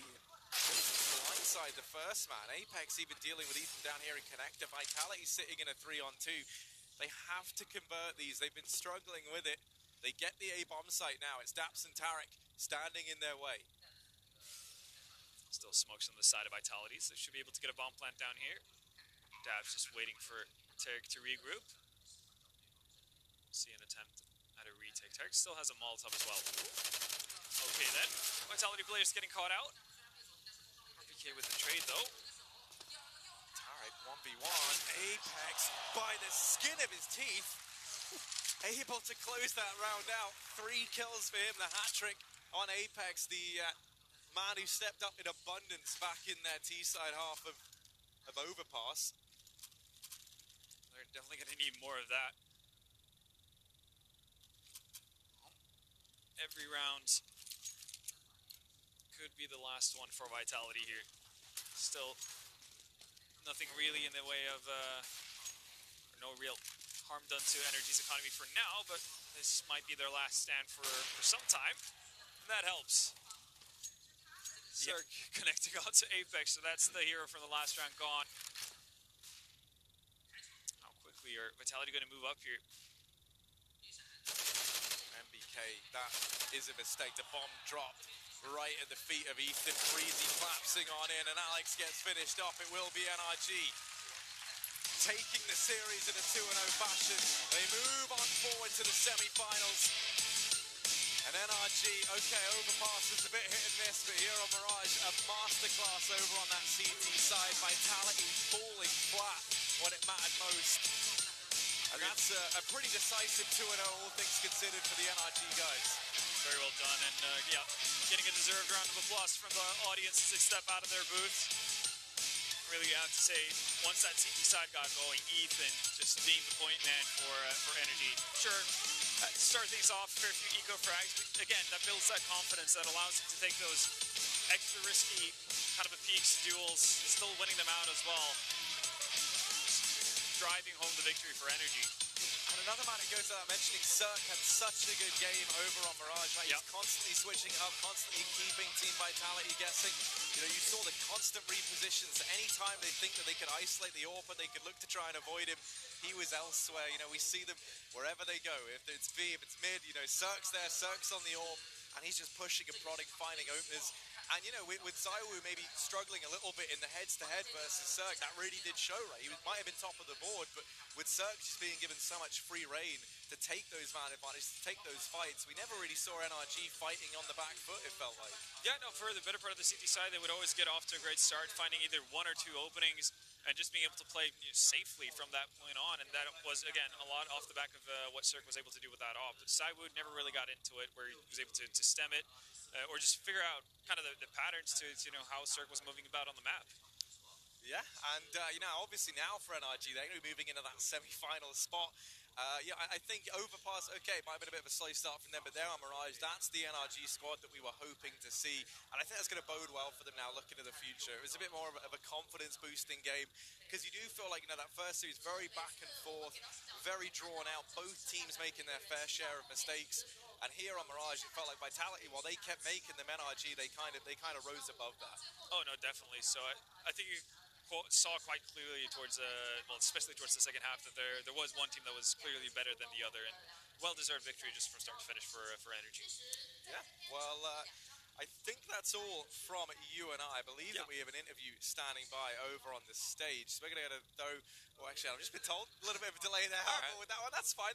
We can keep bigging this up. I mean, it's great to see, right? Because one of the things that we, I guess, not necessarily missed during the group stages from Energy, but obviously someone like Breezy didn't have the greatest of group stages, even though, again, serviceable as always. To see that the players and I guess the usual stars, you know, the trio on the side of Energy throughout the series all stepped up, you know, at different points in time to carry them through. That's a great sign for them going into semifinals. And they're going to be going up against, what, the winner of either Fnatic or North in that? I think that's a matchup they're looking forward to. Yeah, right, most definitely. I think one of the other things that we saw was Chad, I think, put a tweet out, you know, commenting on how Breezy's been pretty quiet this year. Now, hasn't had the most amazing of starts when you look at his 2018 stats. I think he must have read that tweet, man. Because He's like, I'm going to show you, he's Chad. like, well, Just let's wait see for about overpass. that. Yeah, and you know, didn't necessarily translate across over into Mirage, but it didn't really need to. You know, like we No, had still the had other a pretty stars decent rising game to as the well. occasion. Yeah, we had Ethan there, we had Breezy, Tarek as we well, had actually. Tarek had some phenomenal flanks, and that actually applies to both maps. It's something I think he has to be given credit for. He had such a good idea of where it was appropriate to take that extra aggression. You know, where he could afford to kind of go out on a limb. Obviously, we saw it punish NRG a few times, but it definitely felt like it was working more than it was hindering them. Yeah, no, absolutely. Especially on Mirage, I think that was there you see kind of the big difference maker it is when it actually pans out, right? Pretty much seals the deal for most of the rounds where he actually gets around. And as you said, he has a very good innate just understanding of when to push, when to get aggressive, and find those openings in the Vitality defense. I have to ask now, like for NRG, who do you think the better matchup is at that Fnatic North game? Who do you think they're looking to face there? I mean, if I have to choose, I want to go up against North simply because there's more question marks surrounding them. They had to go obviously 3-2 to make it through to the playoffs, and Fnatic just strolled on through for 3-0. So in that sense, you know, I'm looking at North, but it's not going to be an easy task no matter who they go up against. No, definitely not. Well, now I have received word. This interview is almost ready. We're almost ready to throw on over to it, Halvor. So I have to ask, you know, like just how far do you see this NRG squad going? Do you think this is a potential team that could take this event based on what we saw today? Or? I think they could make it to a finals. I think going up against a very on-form Na'Vi squad on the other side of the bracket might be a bit of a tough task in a finals, but you know, still a lot of Counter-Strike to be played. So you're already anticipating the Na'Vi going to make that finals spot? I mean, it's hard to go against the numbers and what they've been showing so far. Yeah, I mean, yeah, they've got that matchup versus Enster. That's a pretty interesting one in of rematch. itself, right? Yeah, we get to see that. And I mean, I think the draws, they all have like a serious upset potential, and that's what makes it so interesting. Oh, absolutely. I mean, again, right, I'm kind of pegging Na'Vi to be, I guess, an early favorite for a final spot at least, but, you know, you can't write off Ents by any means. They've showcased that they're a top team here to stay. They're a tough opponent to deal with, you know, whether it's just the fact that they have the solid team play, the map will they have, you know, gotten together. There's so many like obstacles that the Na'Vi still has to go through to make it there. And one of the other things that, you know, we can quickly talk about, we're just waiting for the interview to get set up, is this Renegade squad, right? And the run that they've had. They went 3-0 in that group stage. They're playing some of the best CS, the best CS we've ever seen them 100%. play. And so I feel like, you know, they're also contenders to potentially take this event if they can keep that form up. I think that's going to be a really interesting thing to keep track of as well. Yeah, I mean, consider the fact that last time they were in China, they won this tournament, right? So they're definitely like their time here. And I don't see, I mean, they've only gotten better since then. There's no doubt about it. Again, JKS is playing like it's 2015 again, and everybody's expecting him to join, you know, Cloud9 or Team Liquid, that kind of a thing, right? Instead, he's doing it with the boys. And I mean, you mentioned how, you know, obviously they won last time they were here in China. I feel like they're, you know, different caliber teams attending, right? Kind of the better teams there that we saw were like the likes of VP, who they beat in the grand finals, obviously, and there were Hellraisers as well. It's a pretty stacked field. Yeah, but I mean, you know, I feel like this event now is the tier above that, right? And if they're able to come here in China and they're able to rise on top and actually take it, then that would be phenomenal for them. But I've just received word, I don't know if this interview's going ahead, we're actually going to throw this back to the guys on the desk.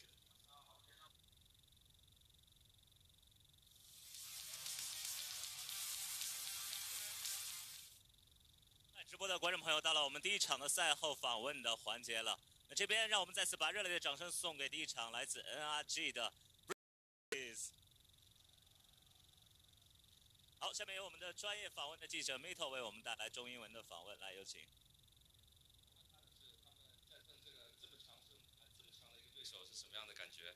So to start off, how are you guys feeling beating such a tough opponent, especially after their first map? Especially because this is our first tournament together with Sarek, so getting those wins under our belt are always good for us, especially this late in the tournament in the playoffs. So I know the guys are happy, so we're all happy. 他刚刚也是说到，这是他们第一次跟 Cirque 一起打一个线下赛，能够打到4强这个阶段，已经是非常不容易了。就今天战胜了，也是进到4强，然后他们当然都是非常非常的开心。那下一个想要问的问题就是，他本身在第一张图的时候杀了52个人，特别是第29回合的时候非常关键。那回合他们当时是只有小枪，然后对方是全起，他在那回合杀赢3杀，让他们能够翻盘，先拿到赛点。虽然最后还是到加时，不过当下是发生什么样的一个情况 ？So for the second question, on round 29, like overall, like you had an insane overpass game, But like around 29, you guys were buying pistols, and your opponent had like a full buy. And if they had won that round, it might have been over by that time. But you had a 3KD gold kill. What was it like for you? What was this communication and discussion like in the team? So the start of the round, I know we had low buy, no money, so we had to gamble. So we gamble stacked B at the start, but we didn't hear any noise. So we just rotated and gambled A. And at that point, it's just hitting your shots and timing and luck. So luckily for me, I was able to get those shots, and we won the round. So happy. 第29回合，他刚刚是说到，他们原本没有钱，他们决定就是赌了一把，然后同时他们也是全部所有人到 B 点，可发现 B 点没有任何动静，他们又回来了 A 点，然后他也是能够成功的击杀了所有的对手，就3名对手。下一个想问的问题就是他们在荒漠迷城的时候，他们是否有预料到对方会做出一些变化，比如说像 NBK 拿着狙击枪而不是给债务。So for Mirage, we saw that NBK was using the AWP on the A side.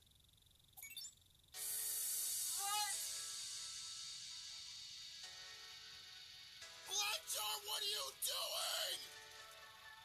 I love you. Thank you so much. Whoa, James, what the frickety frick? Whoa! The whole gifting subs thing, that is magical.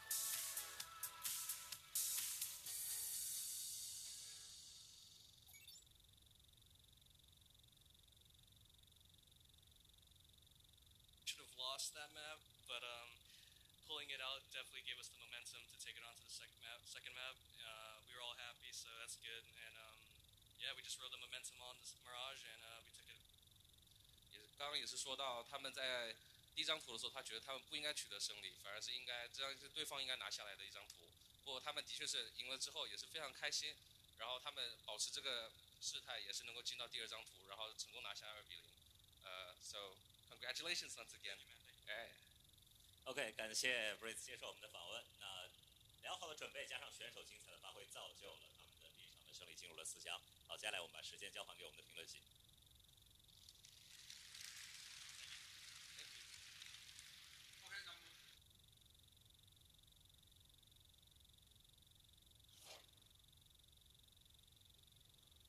Things may have started off strong there for Vitality on the first half, but their T side was absolutely abysmal. And to break this one down, I've got Pimp and Duncan joining me once again. And straight away, right, that's just not acceptable, is it? That was a little bit disappointing for Vitality. I think we saw on the first map what the potential could be when you have Cyber showing up, you have Apex being that second hit guy. But when it comes into Mirage, I don't think there was any doubt who were the better team throughout this matchup. Vitality once again struggling a little bit, or a lot, I would say. And it was never really at a point where you thought to yourself, all right, this is a team that can bring this to a third map. This is a team that can pressure energy. Yeah, the problem I see for Vitality is their ceiling, when they hit their peak, it's not bad actually. They can have times where they look competent. The problem is they just don't hit the ceiling enough. There's not any consistency there. And even though they were playing a pretty good team in that respect, and that NRG's a little bit all over the place, they haven't quite found their own identity.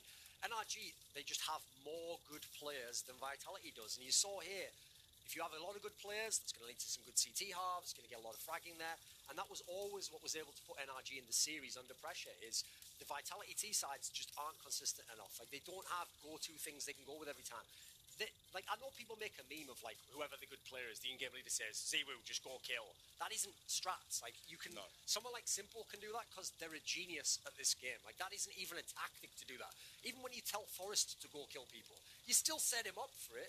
You still have someone goes in first, you still have a flashbang that goes over, you still have set smokes that get right and the other players have learned. Some of the stuff Vitality does when they walk into these sites, I'd just really love to pause it and do that like meme, like, I'm probably wondering how you got here. What are you doing right now? Like, how do you think this is going to work? So I'm not going to go as... I think Harry maybe went over-egged the pudding a little bit, saying this was like a convincing 2-0. The first map was anything but convincing. But if you only looked at the T sides of Vitality over the series, it makes perfect sense that they lost the series. Like, best case scenario here, they were going to 3. I think they still would have lost in 3. I would have been interested to see Cash, but they lost their own map pick. They lost convincingly on this map. They're not the team that should be going on from this. And there's some of the things here, right, when we talk about the individual ability you look out from NRG. It was moments where any player can step up, right? We saw good performances where Cirque can just come out of a clutch, Breezy's able to lock it down and turn. I'm seeing where Vitality are getting the opening frag multiple times, even 2 frags, and then still dropping the round. Normally they do. That's why I have so much belief in this team for the future as well. I think Vitality potentially could be a very good team. I don't think it's going to be this 5-man lineup. I think they will have to change 1 or 2 players in order to get there. But Saibu is very instrumental in getting their opening kills. During the major, he was the highest conversion rate guy in terms of getting the opening kills. He was always being very assertive with the AWP, always creating space for the guys around him.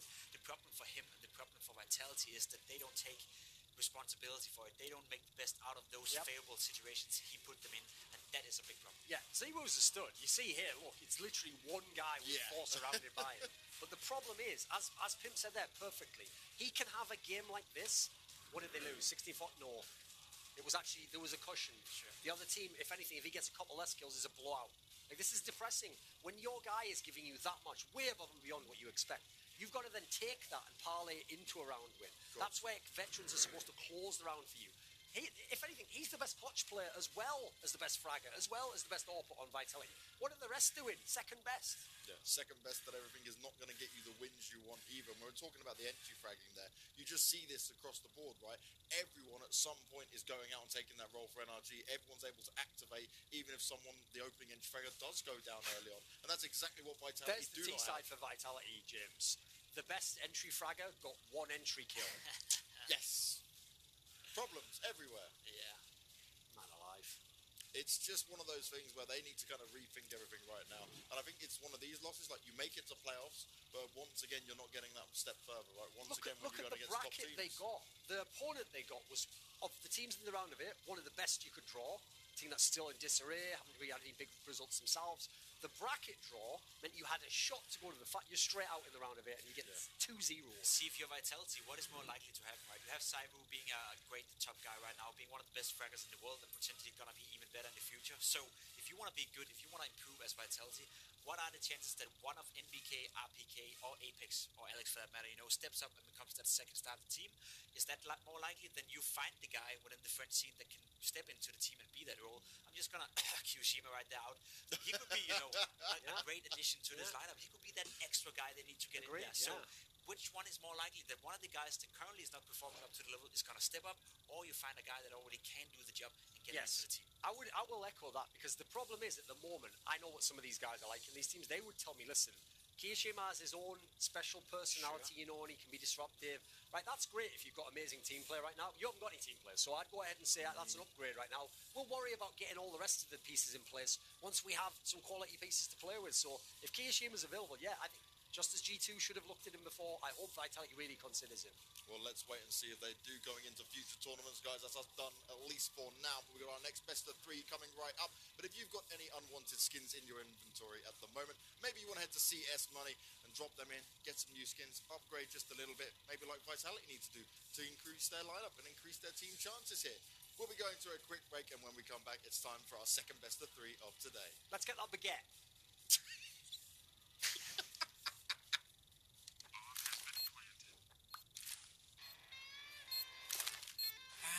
Cool, right? Want to know where I got it?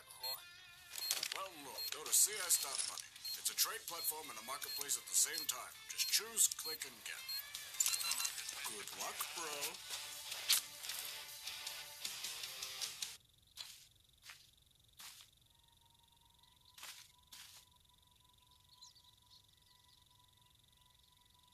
I'll take that.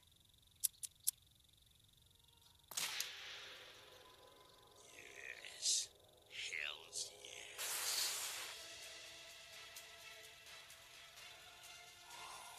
Armed and dangerous. Oh, hell yes. Hellcase.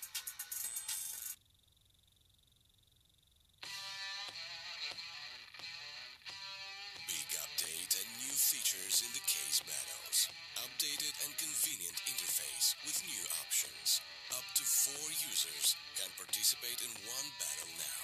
Create and customize your battles, any number and any type of cases.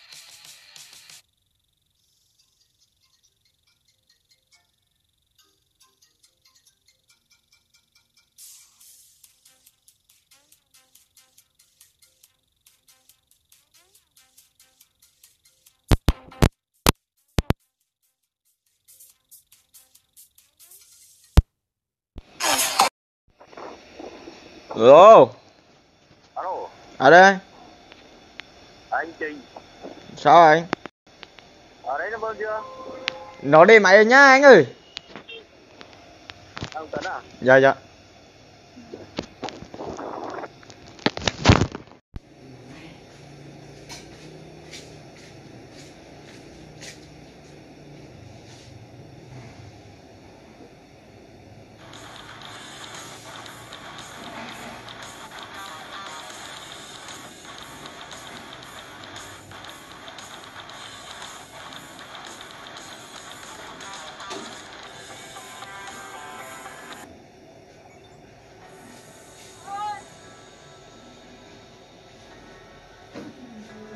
What are you doing? I love you. Thank you so much. Whoa, James, what the frickety frick? Whoa! That is nasty.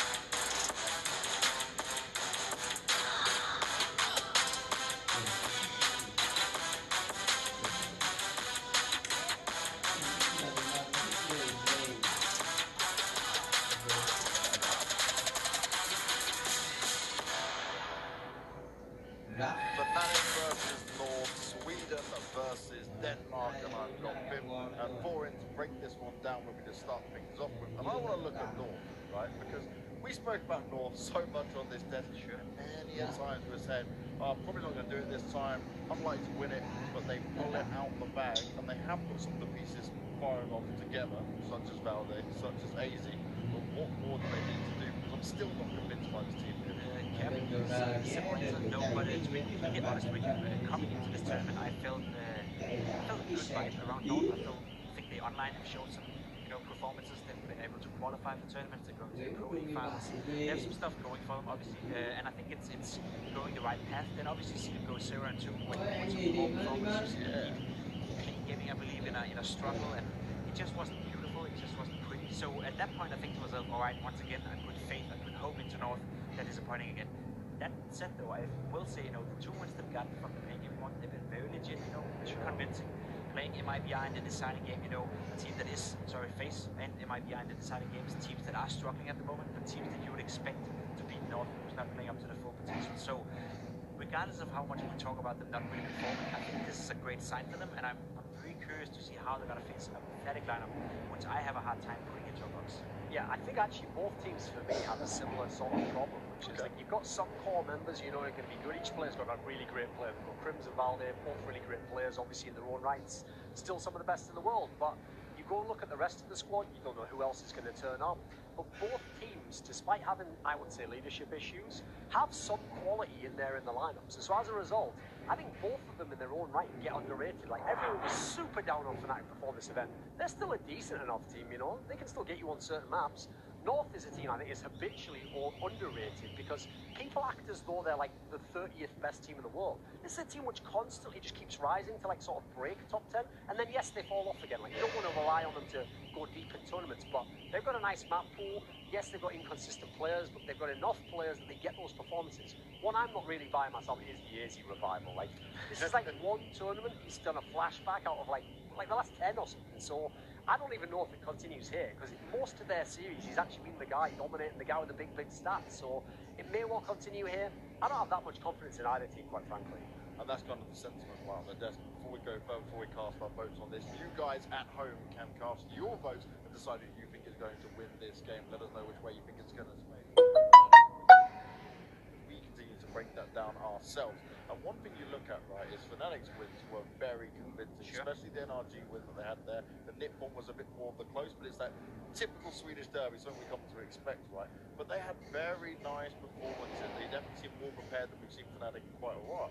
It seems to be working for them right now. I think what people forget is that Fnatic, when they came in with this new lineup, when they brought in Bill into the team, they were actually one of the first teams to beat Astralis during a big tournament. I believe it was in Pro League finals in Chicago, maybe, or Chicago tournament. I am Chicago. They were close to beat them. They should have beaten them. I believe they were winning 15-11 on the third deciding map on Inferno, and somehow they managed to throw that away, obviously against Astralis, so no hard feelings there, but they were very close, and they showed the peak potential of that lineup. But ever since it's been, as you said, it hasn't really been a team you can count on.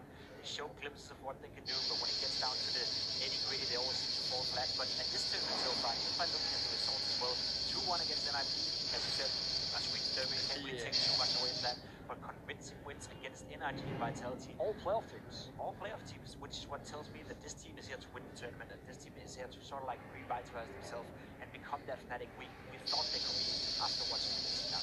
Now, what I find interesting about this, right, is their bans work out quite well. So Fnatic, they don't play Train, and that's one of North's ones that they like to pick into. And then inside of North, they want to ban out Cash, which is one of the strong maps in there for Fnatic. But who out of you guys has got the wider map? This is it. There's an alternate to that though, because these are two teams that don't permaban all the time. Yeah. So for example, you will sometimes see North goes sometimes to an overpass ban. And I tell you what, if you go and look here, I wouldn't be banning overpass against this team personally. The other one they like to ban is they like to ban Cash. I would ban Cash here. Logically, it's like a dodgy one. I wouldn't mind saying, let's leave overpass out there. Let's second rotation ban that. On the other side of the equation, if you're the guys from Fnatic in this situation, like, yes, you're looking at stuff like Train's got to be one you consider. I think they've also banned Dust 2 sometimes. That's the interesting thing. If you look at the rate on Dust 2, 5 games on it, 20%. I can hear a beep going off in my head that tells me this is a warning sign. Because in this scenario, why not make Dust 2 if you ban that elsewhere? Why not ban that here? So I think both teams might actually swap it up. And one of them will go away from it, and I think North rather. Whereas I think if you are the guys from I've got the wrong way around. Fnatic should be the ones that swap it. I think North sticks actually the traditional one. I had a beef constantly in my ear there, so I couldn't really fit it. I don't blame you. It's very difficult with a lot of noise going on around us. But when it comes down to it, right, you were talking about the map pools and how it can play out here. People were writing North bombs right at the beginning. Do we think this is a chance now for them to say, okay, look, we can prove everyone wrong. We can finally live up to expectations. I think they've. Sorry, I think they've. Sorry, you can be there, Pip. You just take it all, mate. That's fine. See, it's my Danish guy, right? I think they've for a long, long time, as you said, they've been around that top 10 spot. They've been so close to breaking and being consistent, but they haven't really found the formula. I've got to cut you off because I'm being told there's introductions now. So that's what happens when you try and take my questions. Keith's going to be going on. Let's see how hype this is.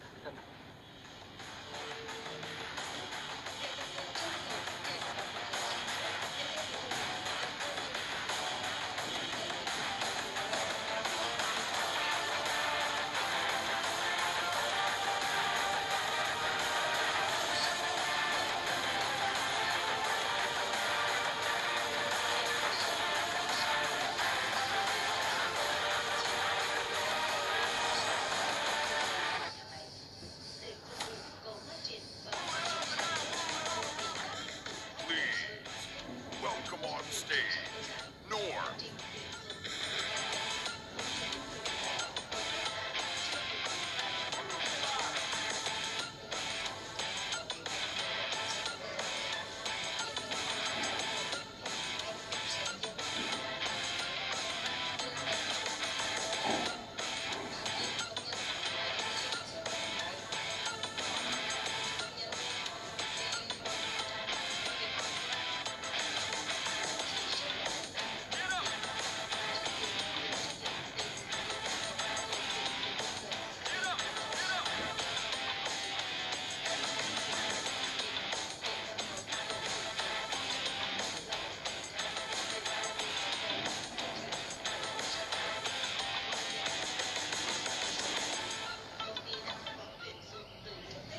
Talk again.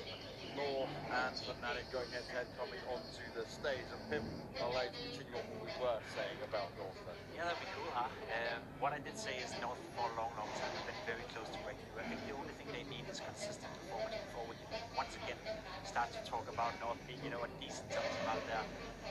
I think what we've seen from AC is, as you said, is a positive sign. I also think the lead up to this tournament for AC has been a positive sign. Online has been performing very well, and it seems to me that the past 2 months, 3 months actually, it's been back to his usual level that we haven't seen in 2 years, which means you can't really call it the usual level, but he's back, where he actually is a factor for this team. As said before, the one thing we need to see is more consistency coming out of them. We need to see Carry step up again. Now, when we're looking at this Fnatic lineup, right, Roland's come into it, he's been given a kind of star role, or attempt to be a star role alongside Crimson. But sometimes we just don't see enough of him. He seems a little bit quiet at times. Do we think this is now because it's like a lot of pressure on him, or is he maybe not that star player that he was hyped up to be? Isn't he 16 years old? He might just turn 17. Yeah. Okay, so I always say this, like, you can give people a little bit of a break at that point in time, especially when you add that to inexperience. You haven't been at a top team. It's different if you were in a top team when you're 16 and you had 2 years of top tournaments, The guy's still kind of getting his feet under him. Now, I would expect, as with the Zero factor, he might disappear here. He had great stats up to now in the tournament. Now he's on a big stage. Now there's pressure on him. His team's actually considered the favourite for this matchup. That's a lot to handle if you're a young guy. But he is the X factor in the series for me, because it should be easy, but I've just seen too many tournaments in North where I expect those numbers to level off. Roland really does have those tournaments where he just goes off. That happens, I'd say, like 1 out of every 4 tournaments. I'm just making up the stat here. Because the difference is, I know Crimson is going to be amazing. I know Valdez is going to be amazing. These 2 guys do it. But when I look at North, I see 1 really, really good player and a well-rounded player, and I see 4 low fragments. If you go look at their stats, they do not hit those big, big numbers. Now, obviously, they can sometimes have a map, but over a series, I'm always going to side with the consistent element. So even though Fnatic against a lot of these other teams, I would pick them to lose. I actually think that in this particular scenario, they're the favourite. Okay, so we're talking about Fnatic being the favourite. Obviously, they went 3-0, right? And that's one thing no one really expects them to do coming into this tournament, given the names that are there. And we're going to look at the head-to-heads across both of these teams. The question is, what does North need to bring to the table now? You've had a couple of days, you've been able to get some practice in. Surely there must have been something they could have worked on to make this a little bit more competitive than it may seem on paper. Sure, I mean, they had not sure if I want to call it an advantage, but they did play 2 days ago, where Fnatic have been waiting for 3 days. So sometimes as a player, you get lured into like a false confidence sort of thing, where you maybe practice a few days, maybe practice a few maps, a few of the off days, but you don't really go high hard into it. Whereas for North, they've had, you know, backs against the wall, had to win their games and had to put in 100% effort. So there's one side saying, you know, okay, Fnatic may be well rested, but then again, North also had a day off yesterday, so it shouldn't really be a factor in that regard. So I think what North needs to do, and I'm a firm believer of this, I think they would be, you know, one hell of a team if they can just get it together. When you look at the players, you have a Casey who used to be one of the best rifles in the world. When I was playing with him, outstanding, simple as it is. You have Kirby, who was the MVP of a major, one with Astralis. You have Valde right now, who is high rated as one of the 20 best players in the entire world, if not even better. If you, for some reason, can get those to work together, you have a Katie that can be a decent in-game leader, all of a sudden you have a team that should, on paper, consistently be able to be a top 6, top 7 team. So if they can find that magic formula, which I feel they're getting closer and closer to, I wouldn't rule them out, and especially not against a Fnatic team that I think, as you said as well, is inconsistent right now. I think they are kind of similar in the way they approach the game. I think this is going to be a really close series. I think, in fact, as I was talking about in the veto there, both teams can go into a weakness of the opponent. That, in theory, should mean 3-map series. Like, I win my map, you win your map, maybe even heavily, then hopefully we get like a third map. Okay, well, let's see if it comes that way when we go through the veto. Now, one thing if you're North, which you be scared of, if you don't start winning some of these games, start getting yourself towards semis and finals regularly in the playoffs, are you going to be concerned that you could lose a player like Valde? He's such the X-factor for this team. He has been consistent, and surely other people have been wanting. And you Danes are perfectly gifted to speak in English. I mean, they should be afraid, right? I don't know how it works within the inner offices of North, but they should never let it go. This is the backbone of this team. Without Valde, you have no consistency whatsoever. You have no star player you can count on, and it's not like Valde is a player that takes a lot from the other guys. It's not like a player that needs a lot of space to thrive. He's taking the space he needs in order to be there, and there's still space for an AC. There's still space for a carry. It's just up to them to take that space and make use of it. So in that regard, they should be very worried. I mean, a team like FaZe right now, if they're not considering Valde, I would call them dumb straight up. So, I mean, this is a player that can go a long way. The only reason he's not playing in Astralis is because they're winning everything right now. Yeah, the big problem here is when you have the North organization behind you, they don't need your money. So if you're a smaller club, you come and offer them $500,000 for their player. Whoever it is, they should take it because that's the best they could get out of this deal. That's actually worth more than the player is to them. Yeah. If you're the North Org and you've invested all this money, massive salaries, massive infrastructure, it's just like letting your Messi go out the door. Like, how are you ever going to get a player like that back again? Look at the rest of the Danish team. The other Danish talents, they aren't on the level of a Valde. If you bring in, I mean, they can't get them anymore, but Starvin, Refresh, some of these guys, they're not ready to become a Valde. So this team would be a really, really bad team, I think, if they lose Valde at this point in time. He is the backbone in that sense, and you must do everything you can to keep him in this team. No, there's a lot of people when it comes to Fnatic, I think it's critical of exist as an in-game leader of the choices you may make at the time, but clearly something you're doing good for them here, right? To get them 3-0, to be able to be out some of the Jitsi, like we're saying, going through some of the hardest groups. Is this a Fnatic lineup that can come in and be regular players that we see within the top 8, potentially making top 4? I think they could be, but I wouldn't give the credit to Exist for doing so. I don't think he's an in-game leader, especially not with the team he has right now, who's able to take charge and actually form a team around him. I feel he's a filler player in some regard, right? He's there to do the job nobody else can do it. And he's doing it okay, but he's not doing it to a level like Blade or to a level like Form for that matter, right? He's never going to be a guy that takes charge in that regard. And I think maybe that's what the Swedes need. Maybe a JW and a Chris would work as well if they had a Glaive next to them telling them what to do at all times. Maybe they need that freedom, but as a player and as an in-game leader, I think he should praise himself more, for being able to threat and be able to be that sailor role on the team. And then as for the in-game leading part, as long as he can do well enough in order to let JW and Crips do whatever they want and still perform, then that should be good enough. And we've seen this, right, time and time again when we talk about the Swedish team. It's this in-game leader identity role that's not really there. It's quite it's just like lost in there. It's like, I guess I'll in-game lead now, I guess I have to take over that role. They've not really got the knock-on effect of it. We talk about Golden though, who's now stuck in NA trying to work his way through all of that, and yet he seems like the obvious choice. Yet Fnatic decided to get rid of him, and now they're in the position where we're talking about this situation now. Yeah, the big problem they have in their scene is the number one thing that Swedish teams prioritize is like social, I would just say blend. That would be the way I describe it. They want players who think similar to them. They want players who allow you to have your own space and play your game. They want players who aren't a problem, don't cause issues and personality conflicts. That's why even if you have talent, if you are someone like you've seen in the past with Makalele, you've seen some of these players where they were exciting, dynamic players, and in another scene, maybe in NA for example, you'd keep that player. That's a guy you know can give you a chance to win. But the second they identify in some of these teams that there is that maybe he's a little bit troublesome, or maybe he's a little bit too individually thinking one way or the other. They're out the door immediately. So as a result, who's going to come in that they're going to trust? Who's going to have the authority to lead a whole team? Or, there's no one. So all they do is cycle the old names. And in NIP, it's the most bizarre one of all, because they just basically, as far as I can tell, just don't have an in-game leader. I know they say Lecco does the role, but I have no idea what he does. I don't know how. I look at the T side, I don't really see tactics there. I see individual players doing what they do, doing what they like to do. That can get you so far, and in a series like this, I think we've got a problem with two in-game leaders who have a similar problem. Like KD and someone where, in theory, he should play selfishly and play around himself and get that off, but that's not going to help North as a team. If he doesn't do that, he's not the best tackling game leader. The guy who's replacing him is significantly better as a playable in-game leader. So if he doesn't do that, then there's not much fragging, and he's trying to do something that's not really that capable of doing. So I think KD could be the in-game leader if he was on more of an individual team. If he was on Fnatic, that makes more sense, using these individual stars. On North, I know in the team, with some of the background people they've got, they want to build a tactical team. And I don't always see it from North in the game. I would halfway disagree. I think Canadian is a work in project right now. I think, how long is this supposed to take? It's been about 8 months or something, mate. If someone comes to fix your boiler and it's taken 9 months, I think you fire him at that point, mate. Most lineups only last about that long. But if you see Crumpless in a minute, right? See him, getting halfway through with the boiler, right? I think Canadian is a work in project. I think he's gradually gotten better, not only in North, but also when he was in Rogue, and I think he comes with the SG that's a big part of it. Whereas for Exist, I think as said before, as you said, he's just going to be that field play. He's not going to cause any problems. He's not going to be any outbursts, stuff back, and he's not going to cause any problems. So in that regard, he fits well into Fnatic. Same thing with Kagan. He's going to try to take it. He's going to try to be able to, and he may not, as you said, be able to frag as well, or may not be able to do it to the same level right now, but I think he still has a learning curve ahead of him. And I think that's what North look towards, the Crumpless with him. Whereas for Exist, I think we can agree with him.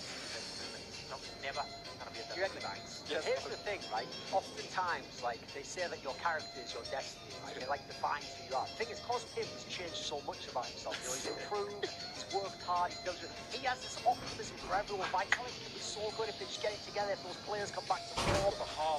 North, just give KD time, like, leave KD alone, the blanket over his head. He just thinks so much, whereas I'm the cynical, old, jaded mofo who just says, no, you're not that good, you haven't done it yet, show me something.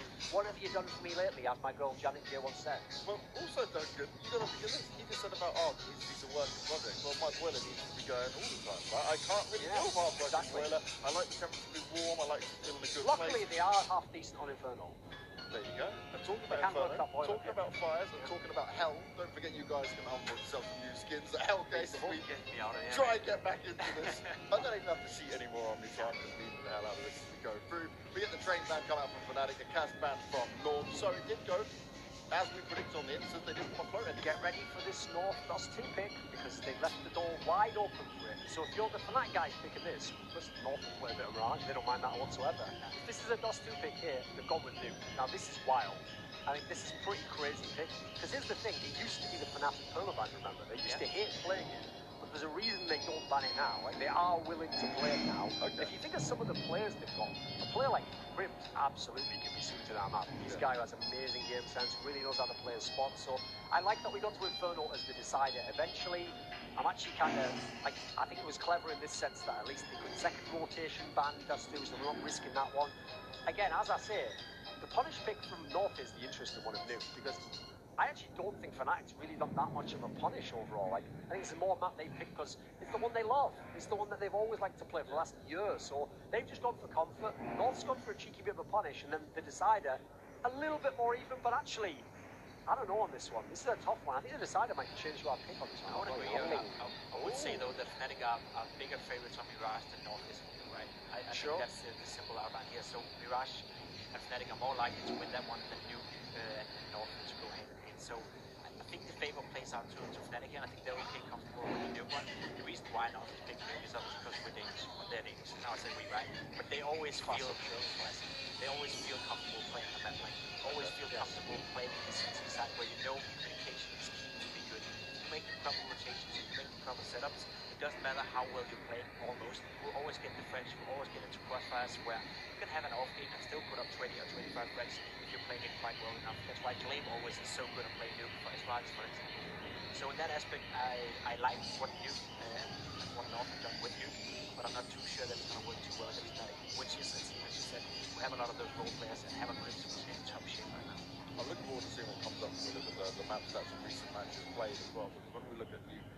can have some games that, yes, they look very convincing on. They get some pretty decent teams, but they also have some games where they completely flop it the other way as well. It can be pretty back-to-back. Now, this Mirage will look pretty good. Vitality, Nip, Optic, or the Rush one, the G2 bit in there as well. They're not the top of the top teams, but it's kind of a similar situation to North. They're both playing against a similar kind of opposition here. Surely, and I mean, Mirage is just a map you don't want to face anyone as it is right now.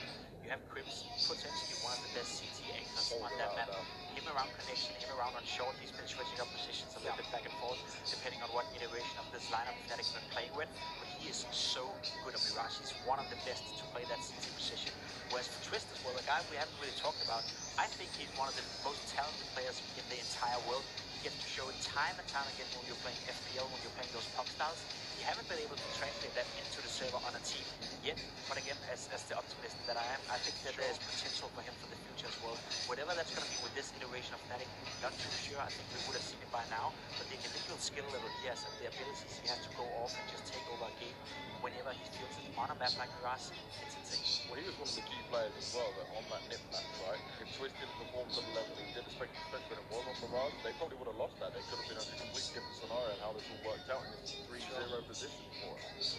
So going on to the other maps we see throughout this, right? So you've gone with very much in heavily favoured North, but I'm still worried that they might not be able to consistently do it because, like all the points you were making, Fnatic aren't too shy away from it, right? They won't make necessarily. They're clearly willing to play it. They will put it in there. They will work on it. So North needs to deliver something, I think, above and beyond. I don't think there's any options here for North to kind of slow things down a bit.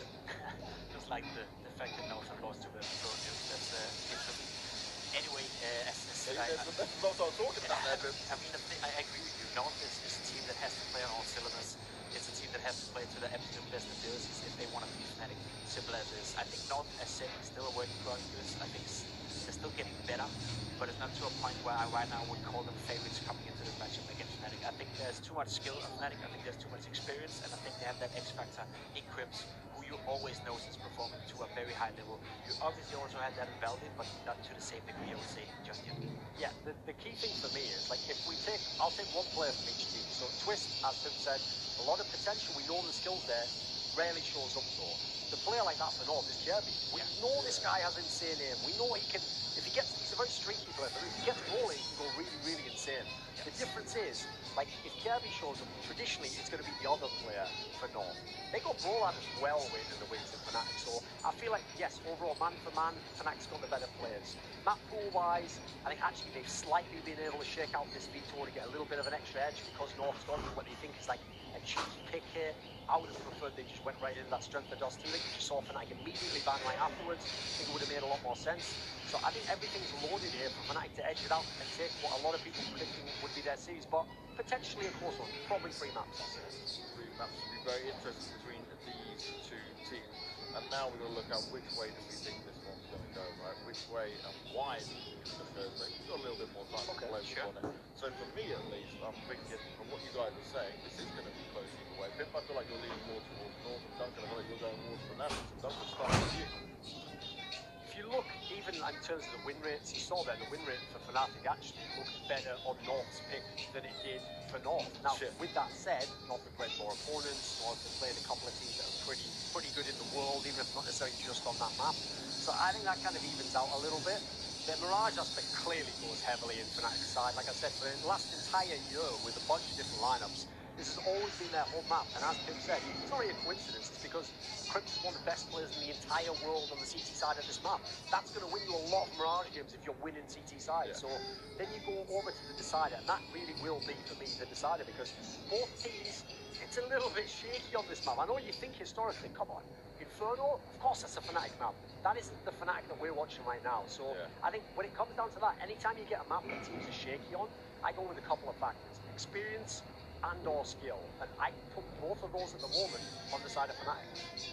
2-1. Yeah, I would disagree a little. I think that when it comes to Mirage, there's no doubt that Fnatic are going to be the favorites. And I think when it comes to New, I think that's the close one. I think that's going to be the decider in terms of if we go to Inferno, I think North will be heavily favored. They have won 6 games in a row, I believe, on Inferno, and even the way Inferno is being played out in the metagame right now is all about team play, all about trade break, all about playing together as a unit. And I think that's the one area you can contribute where North are better than Fnatic are right now. As you said, they have more individual skill, they potentially have more experience, but when it comes to team play and the way they approach the game, North is all about that dynamic, of playing with and off each other. We saw them beat, I can't remember who was in Inferno, but there was some sick flash setups, there was some sick cool team play, and that is going to haunt Fnatic if we go into Inferno. So the way I'm looking at it right now is either going to be 2-0 for Fnatic, which I think it will be, or it will be 2-0 for North if it goes to Inferno. Okay, so we're going Fnatic across the board a little bit. You're 50-50. He technically picked both teams there, so I'm gonna pick Fnatic to win the game, obviously. Okay. But There if it goes to a third map, I think North will be the favorite. Yeah, there we go. Now, I agree on the Fnatic pick. I think it makes more sense from an individual ability. I've got to side with you guys across the board there because I still don't have faith in this North lineup. No matter what they've been able to do, yes, this is a better performance overall from them. I'm pleased to see it. It's about time, right? We've been waiting for this to happen for North, but it's still not good enough. I'm still not convinced by what we're seeing. That lion's becoming something of an endangered species at this point in time. Despite all conservation efforts and a lot of money invested by the Danish community, we haven't yet brought it fully back to the strength as the king of the jungle it should have been. That's true. And that's why I hate doing predictions on these teams, right? Because they haven't really given us anything to predict from. They give us inconsistency, they give us glimpses of what they can do, and then they show up at a tournament, play horrible, they show up to the next one, play fine. So how are we supposed to predict two very inconsistent teams who haven't really found their way within the top Counter-Strike scene right now? It's nearly impossible. Exactly, that's what it is, right? When you're at the middle table, there's still a lot to play with it. Now, coaches, when we talk about both teams, right? North have just added a brand new coach to the lineup, and one that comes from like he was a youth teacher or something. He used to be a youth teacher, yeah. He's a grassroots coach. He's been very involved within the scene, been coaching some of the less good teams, tricked for that matter, very horrible Danish team, to say it out loud. But has worked his way up and has actually, shown a fair amount of dedication for the game, and I think that's why he's being picked into this team to give some more. How do you say it? To give some motivation to some of these, older guys who may or may not, lost a little bit of that extra motivation it takes to be on this level. So he's coming in with a fresh breath of side and he's trying to sort of like hang up in them and make sure that he can perform to the same level again. And then we have Jumpy for Fnatic, right? And he's been there for a long time now, working with these guys across the board. But I wonder at this point is like, how much is he really working with them? Because yes, he seems to be the consistency in there, but where do you go to elevate to the next level? Is there potential he's been there too long? Whenever I've talked to him, he's a guy who's a 1.6 player. He's a guy who, he knows the game, he has good insights into the game. Certain questionable decisions, like I know he was one of the people who was really high up on them getting both existing Draken and thought Draken was going to become a star player. I think that's a big questionable. I'm not really sure what he was seeing there. Maybe you've seen something in practice that we don't see. The thing with me is, again, not only do they not really have the in-game leaders, but I think that's like a knock-on effect of this fact, which is Swedish teams in Counter-Strike, at least in CSGO, do not care about tactics. They are not about breaking down and having a system. They're not about having a quadrant that you play with a teammate and then they're about like this like free-flowing. They're almost like the Brazilian football team. It's like the Samba CS style of like if people are just playing well, we're playing well. That's why the social aspect is so important. Like we have a great synergy in terms of our personalities and then we play off each other without even having to necessarily have a set load of protocols. Obviously it looks amazing. That's what the Fnatic era was. It was incredible. Some of the stuff they did shouldn't have worked, but it did in spite of it. So the problem is when you get to the hard yards, now we don't have the best line. We don't know always the best players. Some of them underperform. A system will lift that up, raise the level. They don't really have that. So I think Jumpy, he does what he can. I think he's probably got somewhat limited, I don't know how to say this, how they will receive him in the team. I don't know if he can have that much input. Okay, very interesting. Well, buy us some more time as the players still get themselves set up. We've got an interview with Fnatic for you guys to enjoy. I am delighted to be joined by Jumpy, the coach of Fnatic, to talk about the team's experience in stages. And before we start talking about Star Series, Jumpy, the team had a bit of a traumatic start to the year, really, with the majors going out early in challenges, and then the WESD semi-final where there was that 0-16 loss on Inferno to Chicago, which no one really expected, and yet you guys, it's like none of that happened. You've picked yourselves up, and I'm guessing that in a large part due to you, Jumpy. So how did you get the team back on track? I think for us, our problems have been our play style or tactics or the skill of the team. I think at the beginning of the year we had some mental issues that just grew in the team and just became a huge problem. So our focus after the last tournament when we bombed out and lost against Diego with the 16-0, we had a lot of talks with players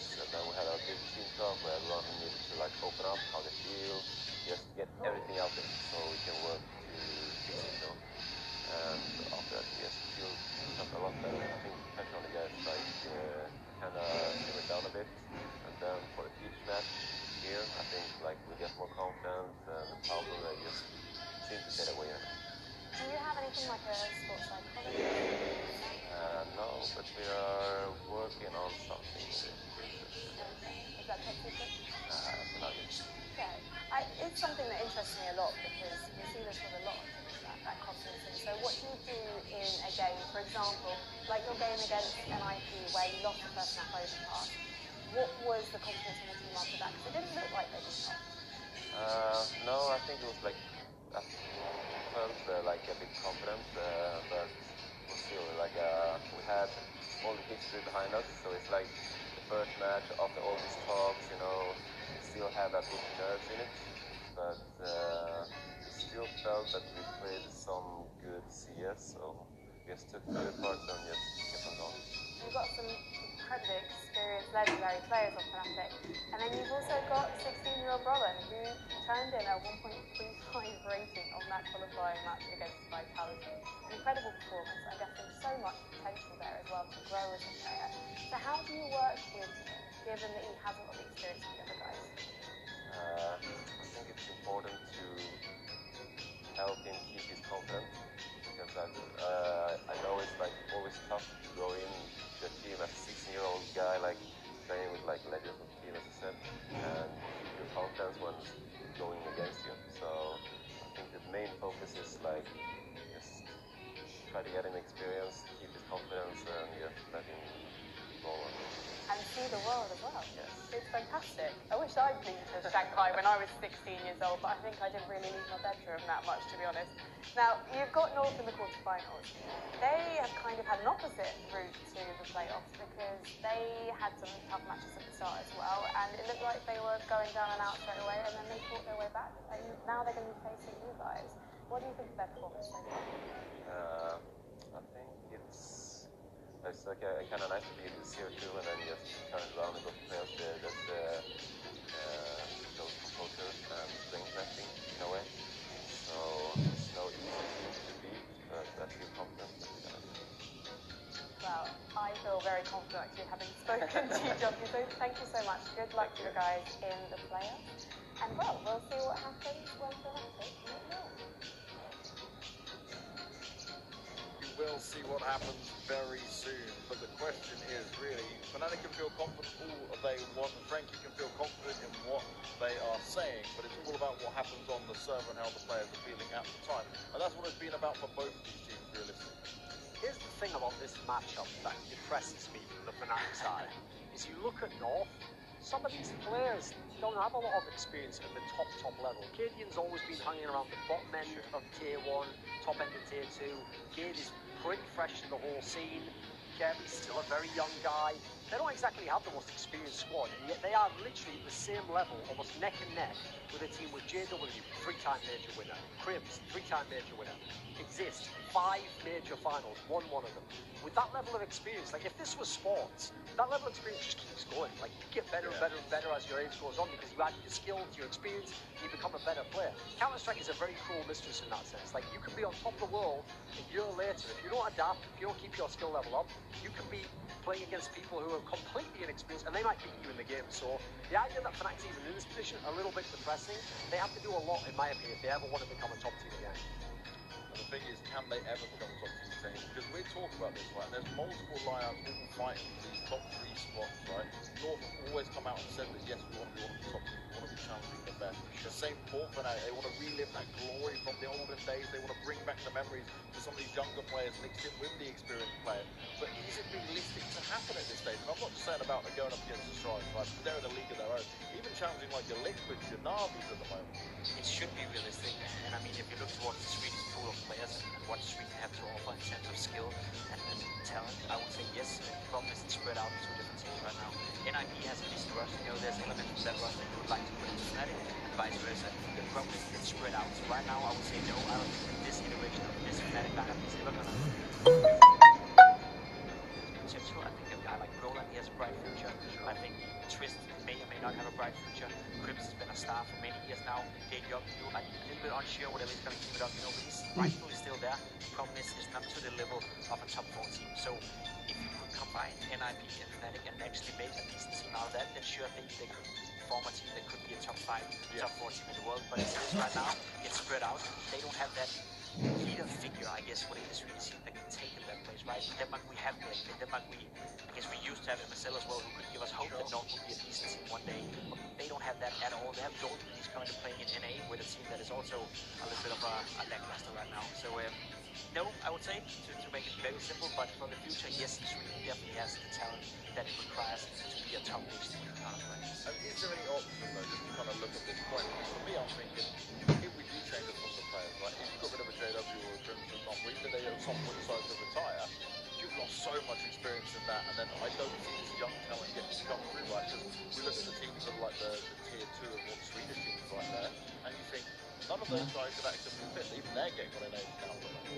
Sometimes, I guess some of the older guys of the team, some of the more experienced players, they just need to get out of the team in order to make that young team, those young players flourish within the team. Like if you're an experienced player like JW, you said it before, so he's been in many major finals, Exist as well, he's been there, so they're more likely to do it their way. They're more likely to play the game how it worked for them back in the days. Whereas if you move in for a guy like Roland, he's more entitled to look at Astralis growing up with them and thinking to himself, all right, that's probably the way we need to play the game in order to be good. So in that aspect, sometimes you just gotta get those old guys out of the team and get the new fresh blood in, so you can start to form a new culture within the team. Well, we've got our Twitch chat result of this Fnatic all the way. There's Fnatic on the desk, but the question is, what does Sadikist and Chad think of this? Where are you guys going during the game? Thank you so much, James. Yeah, I don't know where I'm going. Right now I'm in Shanghai and I'm enjoying every minute of it. This is going to get a little bit fun. North seem like they're on an upward swing. Fnatic, I can never really tell. I want to say they're on the move back up after making transactions, but then you have cases, as Frankie brought out in the interview, like the Major, like WESG, where they just failed to perform. I feel like they still need to take that next step. Yeah, look, they both have issues that you can take the tournament form out of the way right now, because now it's we're back to the equal playing field. It's the quarterfinals, and we're going to get underway here. So it doesn't really matter that Fnatic went 3-0 and that North had to battle back with the reverse sweep.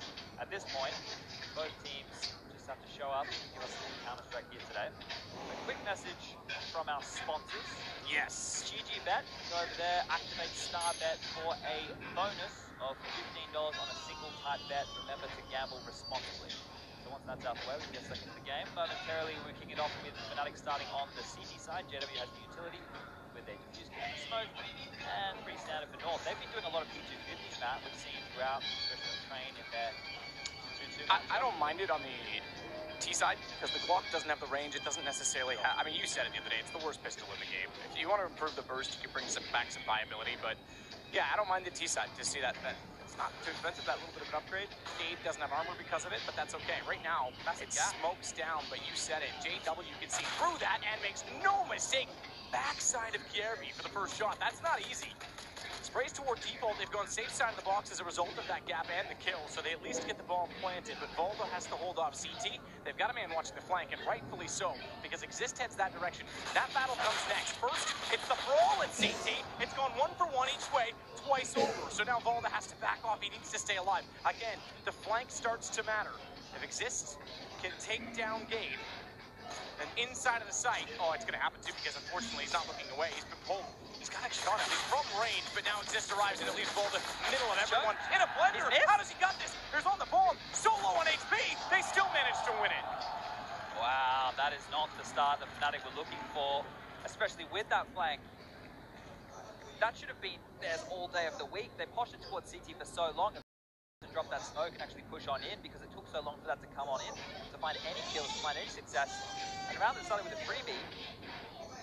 Everything fell apart there, and Volda, well, we all know what he can do. They were talking about at the desk how he is just such a class player for this North side. Hasn't been alone in this tournament in his approach. He's been able to have 80 with a fantastic tournament. He is a high-rated player in North. And Chris on the other side of the Fnatic. Just seen a USP bike come out from Fnatic here. Cage on Exist. Actually over towards the B side, but the action is going down towards A. Setting up now. Alice and 2 through A ramp with Cadian lurking in. He's still working his way out. Crims is found first. Got now 8.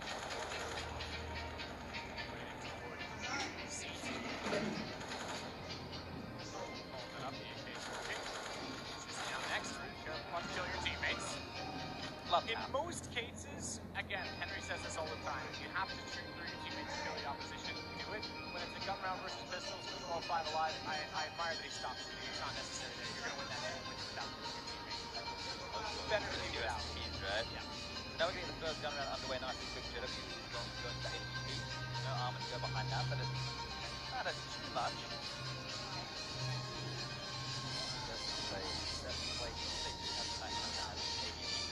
Middle, so they're not just going to use the bait early, they're just going into what is the default spread while they're putting pressure on the B apartments here, keeping them honest, making sure they have to use any utility and hopefully keep somebody over towards the site to help exist, which is happening with Twist. And meanwhile, they've just pushed it over towards A to set up an execute. I think rotation has come in early. JW's already rotated away because of the window smoke. He's going over towards B, and I think they want to exchange your timing with exist, but if they're too slow, Roland and Crim's are going to be left on the island over towards this A bomb site. So now the utility comes over from north. Some flashes to follow. AZ's going to be coming through Palace.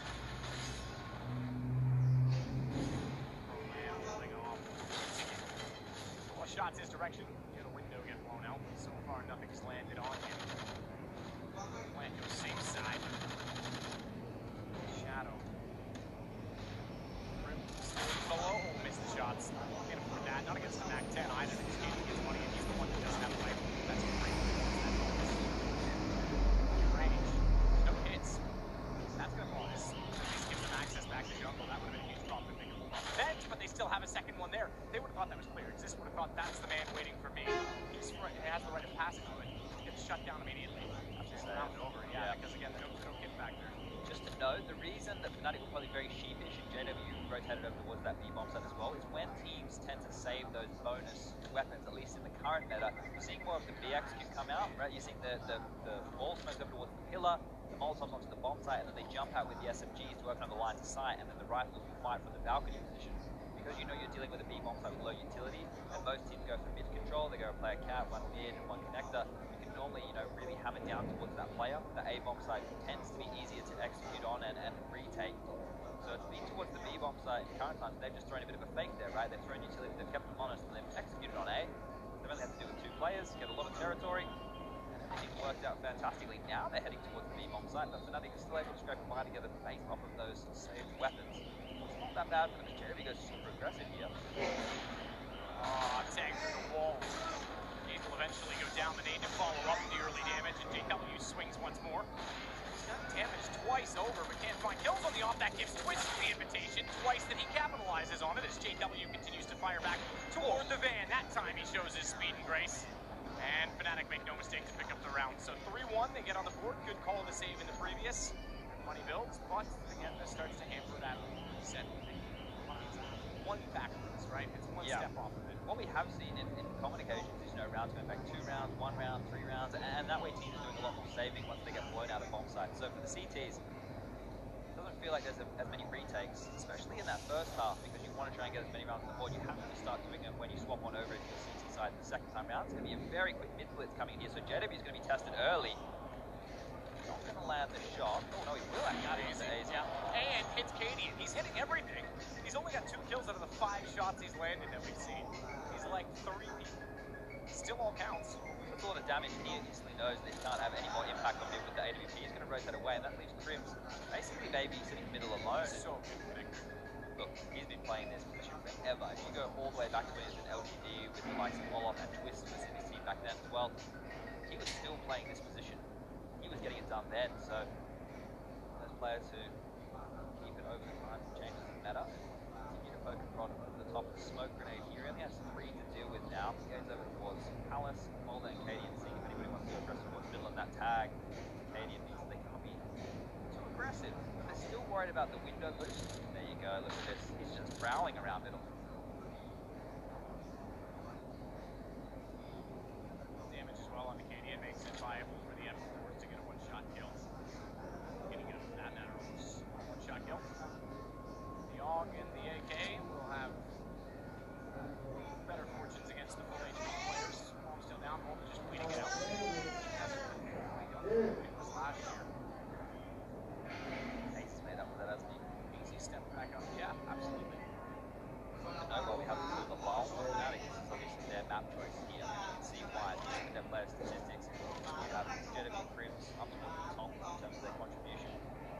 well. Broland, all four of those players I just mentioned have positive ratings, so the only one who doesn't exist is the UK leader position. We know what to expect out of him. And then for North, all of these stat lines are based off his core roster on these maps. So they only have one player who's positive, and that's Volda. Everybody else has a negative rating. I think that's been the biggest issue is the individual performances because the ingredients are there. KRB was the MVP of the major when Astralis won in Atlanta. Remember they used to be in that win each time they won. You got Volda, who was in the top 20 last year, and we expect that of him now. Probably the best player on the team. Not necessarily has the highest potential, but has been their best player as the stat you wanted to suggest. And AZ, who has incredible peak potential, just never reaches. If they can get all that going, Kane shows young promise. Katie on the off and in winning, that's the biggest question. If he can find consistent form, they've got it all. He's got it all. Yeah, he has the ability though with the three players you mentioned, Volda, AZ, and everything. He doesn't have to do a lot on that team, right? He can just be a rock. He doesn't necessarily need to go for anything crazy. He doesn't need to be a pace setter. If those three individuals can step up, Kane's actually been one who's been more in line with Volda in terms of his multi-kill potential in key areas of maps, especially praying close towards team in. As we get back focused here in the game, we're on round number 6, scores 2-3 in favour of North. Never the buy on in here. Early additions are Kirby, Seagull, Canadian, that be the full utility. It feels like they want to go for what they did in the earlier stages with the A execute. Late connector position. Goes deep. Short smoke goes mid-sight. That allows a fast play potentially to run between boxes. Roland, even a firebox, won't be able to do much good. That was GW actually in sync with the shot that Twist fired. So I thought he somehow hit that jumping up on ticket. Twist still swings back around to find more. Roland has been waiting. They would have thought that was completely clear. The smokes that conceal eventually give him the advantage. That execute has been out of the meta for so long. That was the French that popularized that back in about 2015, but Kenny's still trying to kill it. 20 seconds left. It's actually become possible now. Yeah, quickly. By the chimney, but it's AZ that works out. KD got one, he goes down. GW with it all to do. The matter is, it's all done based on the time. I was going to say KD, if he takes that fight and get back in, still does get him, but Roland's alive to win out the round on time and time. Kenny's going back to goal 4, then he got up time. He just wants that AWP, yes. He's held it up, he had to carry it through the ground. I just realized, I assumed that we just had one observer ripping all feeds. Yeah. They have an observer with us. Oh, well, they can choose got that. 2 perspectives. Yeah, that's not too bad. Get everything covered here. We are actually on the floor. Yeah, just to note that setup they're rolling out is very old. I think what the key to that is if the team is playing heavy middle, then you can jump out with window, push up, and get control there, and you do that kind of setup. Then you can isolate the players as they rotate back to window and connector. In that case, Roland was in the back of the site, just towards that what it's called the rest of them. In Australia, we call it the Goblin Box. At least we used to. It's been a long time since I've been home, but the twist over towards Ticket, it made it look like it was just a retake situation. He could sit and wait and then pounce towards the late round. They'd already lost kills in the early stages of that. I get it. I used to run that execute too, but it just hasn't been working. It's more of like a gimmick. You use it on pistols, use it more just to get that bomb down. But then when you never get the plan down, they couldn't get control of the map. It's key when you do that execute, which is obviously towards window and connected, so you can play the late round from middle. Stuff from Fnatic. So now we're all tied up 3-3 in the save for and of Canadian. What they have to work with is being able to shoot out his Molotov to make sure there's a one-way position, and that's been known. So Canadian's not going to overstep the mark here, wait for it, so they can go for a bit of a re-initiation. Canadian has a smoke flush to work with as well. Everybody else has some upgraded pistols. So Fnatic really don't need to make the first move here. They can just react. Cameron's up close, so this is interesting because the pistol from that position certainly can take JW down. Thankfully for his sake, he's going to back on. It doesn't really matter how close he's in at this point. It should be another pass, more of a connector battle.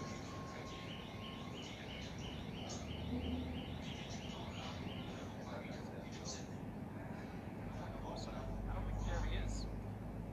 Interestingly, they smoked JW off. That's a defense. That was strange. CT smoke. I don't know the call on that, but it's going to be a take out towards the rim. There's a gap towards has a one-way, yeah, it could be intentional. Yeah. Full vision matters, but I guess he can just catch them off. Speaking of pistols and catching off, it's Roland down on Sandwich. JW therefore has to retreat down connector because he knows if they wrap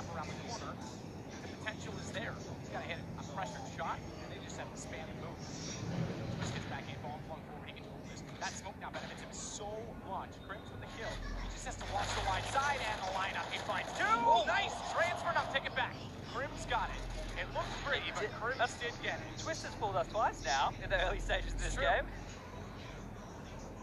Yeah, I thought Crims was done for on low HP, right? He got dinked by the P250 in the window early in that round, rotated around towards CT spawn on 9 HP, and able to get a lot of work done, but it felt very hesitant from a lot of the players from North there to get onto the side, and Fnatic took advantage of that. One by one they went, they were able to isolate the kills. A bit more pressure, a bit more numbers. At the bomb. That will be a gun round nonetheless coming on in. SG or 3, depending on which version of counter strike you come from. Taking advantage of this. This is fantastic play from the youngster. Gets up close. That ruins the execute right there. Anything you had planned, Katie, and that's out the window, mate. That's with a nade in your hand. That's getting caught with your pants down. Or the CS equivalent. You can see whatever they. I've ever done that up broadcast. Yeah. Getting caught with your pants down. Yeah. I've done it twice. Nice. Not on court either. The expert of it. I might be the expert on getting third as well, so. Telling the experts. That was the best part of that. Henry and I had a good laugh about it. Actually, it was Jason who did that event. We had a good laugh about that. That'll teach him. Anyway. This could teach North, though, because once Crims pushed up, they can't do anything from the underpass position. That's still held off from window. Molotov's going to hold him at bay as well, so Crims can actually back off and get away. Unfortunately for him, if he hadn't gone one further step, would have found the kills, but he recognized that they already had the opening pick. Why give away the lead? And Twist, he'll hold his line and ground over toward the B site, back off.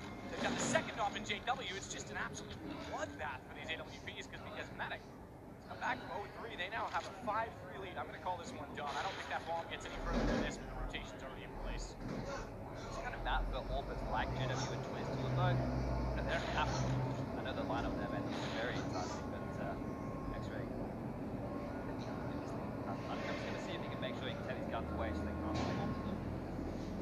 Jeremy on the line, but Crims somehow beat him to it.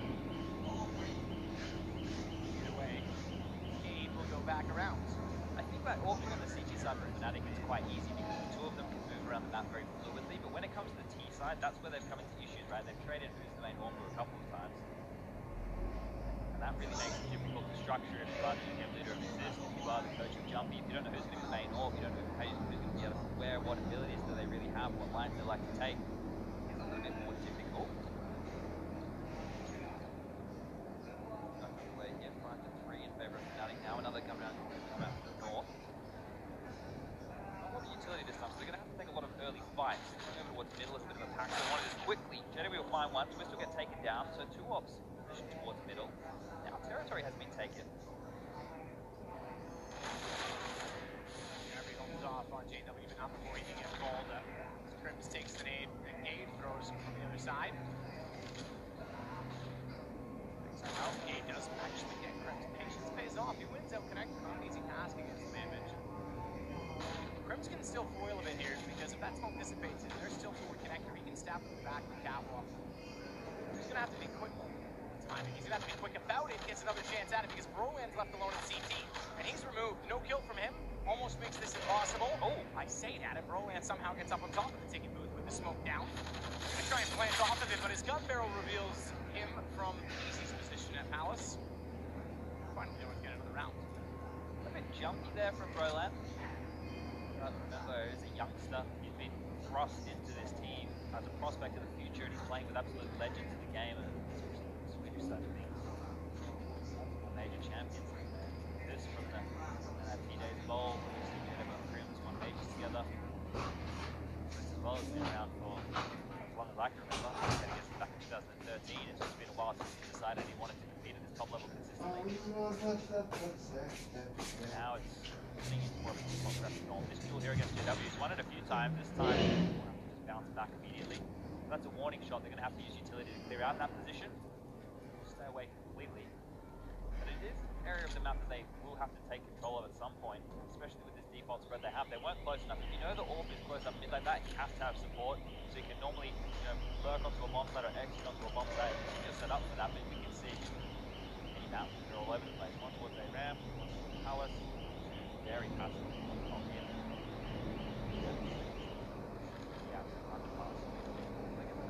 Down this time. See now they want to reinitiate it.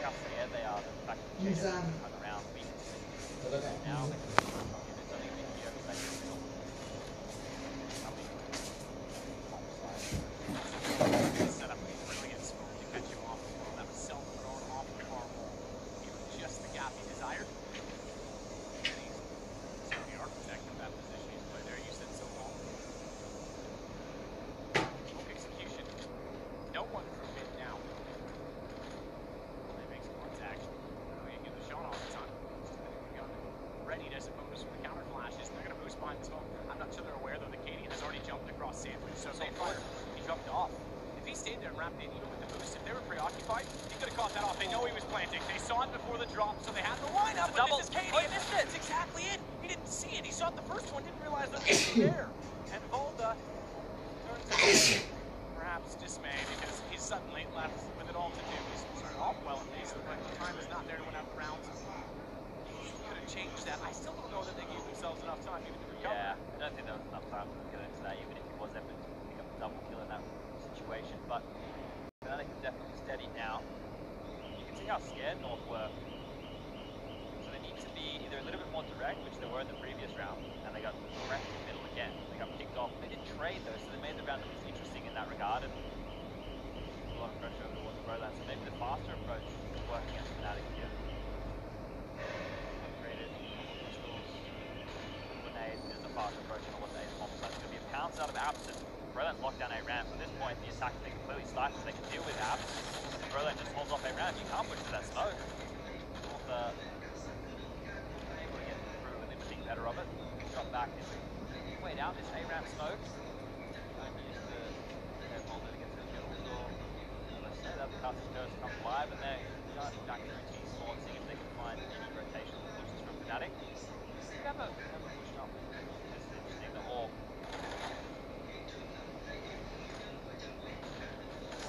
Not much though. Twist gets outplayed. It's a 2 for him. W sneaks in from behind. Fnatic continue to control the map quite significantly. Remember, it is Mirage and Inferno if required. People were leaving on the north side of things, but that's on Fnatic. Yeah, well, look, Fnatic went through 3-0, right? So they got through it. It's not the easiest of manners, it's the cleanest of manners. So they had the most time to practice and actually look at all their other opponents, make sure that they were prepped and ready. They went through NIP and the blockbuster was the opener, the Swedish Derby, the NIP and then the Vitality, those two 2-0 respectively. So clean run to this point. It is that faster approach towards middle again. The deep smokes have come on in. They want to take control very quickly. This scan it knows there's one there, but couldn't get the exact angle. It was a good educated guess as to how to jump up in the corner piece. They could jump into the window from that as well. So sends GW rotate it around to make sure he's ready to do that. That Molotov is actually sitting out. I don't think you can see the edge of the window inside of the smoke. And that way, the car is clear out the vent side and they can jump in. But instead, they go back to the connector anyway. And it's Grim's being passive this time. 1.2, perhaps 3, not quite. He just barely got him down the end. And brings it back 2 and 3 on the low HP on the side. They have to get the sight ball. Goes in now. Twist. Oh my goodness, through the smoke. The connector absolutely nails Katie. As AZ has to try and recover, but Bomb's in the open. He doesn't have a lot to fight with, and they need to recover it. Needs to flash to make sure he can get there. But Twist gets Gate. I thought the shot was going to go the other way that time. It does. Oh my god. Nearly came to kills. Nearly came to AZ's WP, but Exist gets away with it. That's a body shot through the wall. There's no other way that he gets down to 2 HP. Ridiculously unlucky in some ways for AZ. Can't be the leg shot in that situation. Well, something to note is that Fnatic keep rotating the player late in the cap when they're going for these A splits. And if you can take control of the cap, make sure the window and bedroom are clear, then those post-plan scenarios where they try and win them that sector taken away from them. Have to be more direct about it. But if that's in mind, maybe you can take more fights towards their ramp. Yeah, we've got the scouts that we're doing right now. Well, they'll be relatively slow now so far, but they're struggling to get into sight. So, the end of the world right now, we're in the 12 round start round number 13. Sounds like they're buying up, yes, we can see it right now. The numbers coming out from the side of the field. There's still not a lot of utility, right? The 3400 on the T side is good enough for awkward buy, nothing familiar today. He's changed up, he's gone quick, he's gone straight up the ramp, he's been traded out by Crims, who just continues again from that connector position. Doesn't matter. He'll just stand and deliver 2 huge kills to stop this rush. Getting it back down toward connector. We saw him wrap around the sandwich a number of times. Notably the time when he failed to get the double. W's having a heck of a game. Way over time on that AWP as he takes down Cadian as well. No stopping him, it seems. And it's just Volda down to defend the bomb. At least it's planted. because that gives, oh, he didn't see it. He didn't see it, turns it back, someone still gets it. It was low enough HP, but Twist is able to make up for that immediately. That might, I don't know of all the settings, that might have been a 4x3, or it could have, he was already swinging his aim, he could have just been focused with his eyes on the right side of the screen instead. Ready for the next trade, making sure that he can be proactive about it instead of getting spammed with the wall or grenaded in that position. Alright, that plan. You can see there's going to be more utility board up on the right hand side of your screen there. So they can go for something a little bit more execute heavy as opposed to just relying on speed and pace and a couple of flashes to get them out of position. But Fnatic is definitely steady. You've got three big names there. That's the trio. Obviously, Roland, you want to be a star of the future, but JW, Twist, and Crims. Three big names.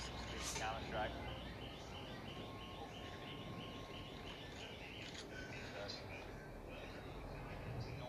Quite a few more members towards the outside of things. They're out underpass, but JW not being cheeky there this time round. Towards top middle, so they want to go for just a little bit crunchier.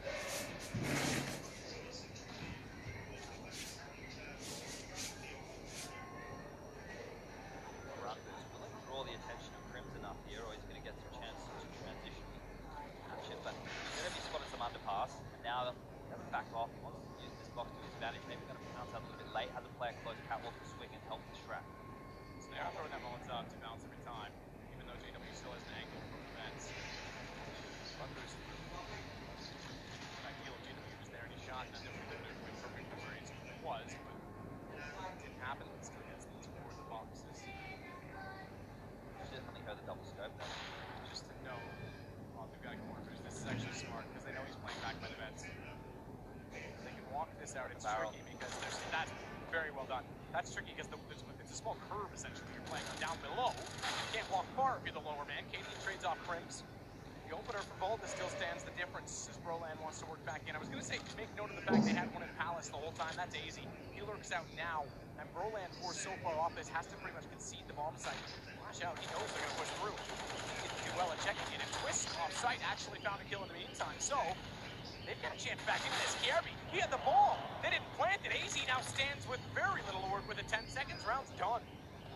Maybe even should have gone for the save. He might die after the time. They have no reason to push him. They have no reason to go for this.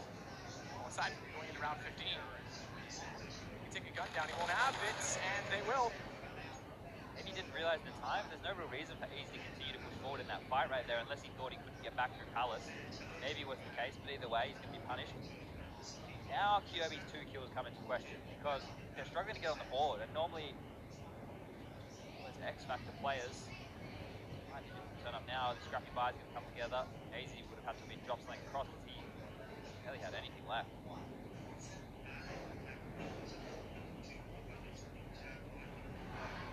Resist and twist over toward B. That's where the challenge will come in. Aim through the window. Good damage. Great damage, in fact. Because now it makes it a lot easier to clean up. Although Twist, Exist gets tagged. Dinged, for that matter. Twist was able to find 2. When they dropped in from the balcony, he's going to find a 3rd, surely through the smoke. Gives him a number of bullets. By the way, A1X, we've seen 2 of them in play for Fnatic so far this game. Finally, Twist will pair it. I think you're going to see a few players switching back to it. That 5 extra bullet boost that it has is significant as Broland makes it 11-4. So Fnatic showed up to play. North, he's just chilling. He's just laying out in the sun. North not really showing what we saw against Zabi. Yeah, very tactical early, even though they have the gap in the smoking pistol round. You have to be aware that's there, especially if you see this well dry run as North.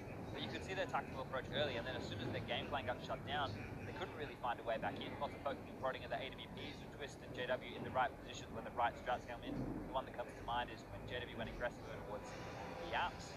Also middle fighting from time to time. So North really couldn't find any open kills or ground from those kind of positions.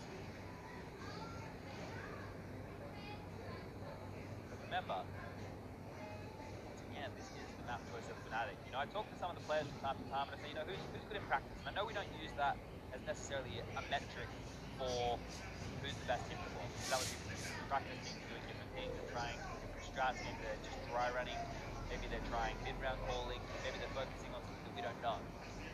But a lot of teams, except for Fnatic, pretty damn good. One of the problems there is, when it gets to the tournament stages, WSG, even a major, they fall completely flat. You hit that off the desk. How are we meant to put stock behind a team that can't consistently perform? The same thing goes for North.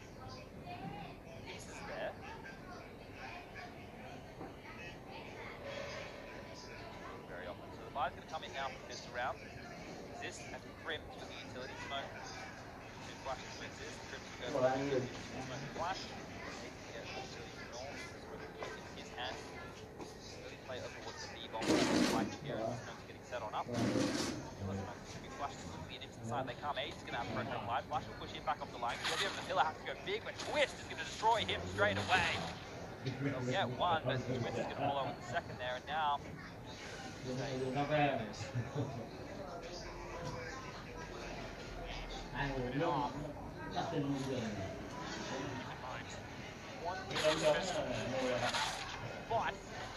might get a second. It's not done yet. Gade's got it all to do. He's going to get back to the bomb. Exist is still high above. He's pulled down Cadian. And he knows he's on it, which means easy headshot. Great lineup. And it's 12-4. So North went 3-0 up. They then lost 5 in a row before they found their fourth, and they have not found one since. And Fnatic gets number 12. Pace there. Keep the pressure on.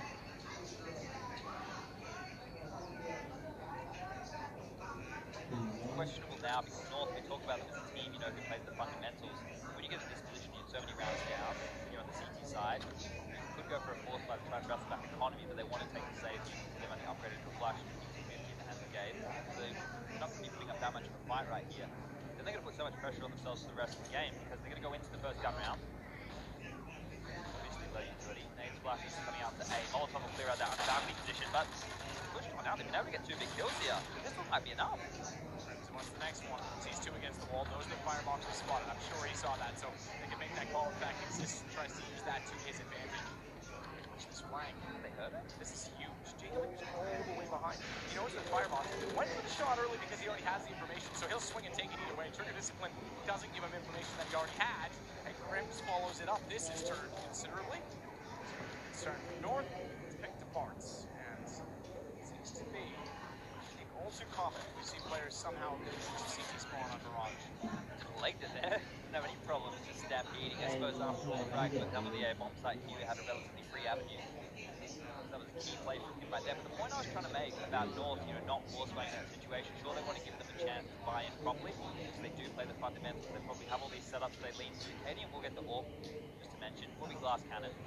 But now you're on 13. If you lose this round, your loss bonus, sure, it's built, but on the CT side, the buys are more expensive. The defuse can come into play, the incendiary costs more than the Molotov, the rifles cost more. That's becoming a problem. So it's a bit fast play. This is going to be a punish coming out from Fnatic as they set up their smokes and flashes. Very direct early. Drops off. You can see the utility thrown over the wall. Yeah, be a chance because they get further into the site. He doesn't have to do it all alone. Still quite isolated, all things considered. Yarby's gone as well. Twist absolutely takes him down. This could be 14-4. And money left over. So North has to, you're going to pick immediately. Commit. Or get the hell out of there and save the EWP into August, excuse me. As Volda does find Exist. That should be the encouragement they need. And I think at this point you go for it. Even without the kits, you need rounds. You don't want to get too close to 14, 15. Obviously 16 when you still only have 4 yourself. So Twist waits for it. That gets key. Great entry to the second arch, but Crims knows exactly how to deal with that. He has the high ground, but good lineup.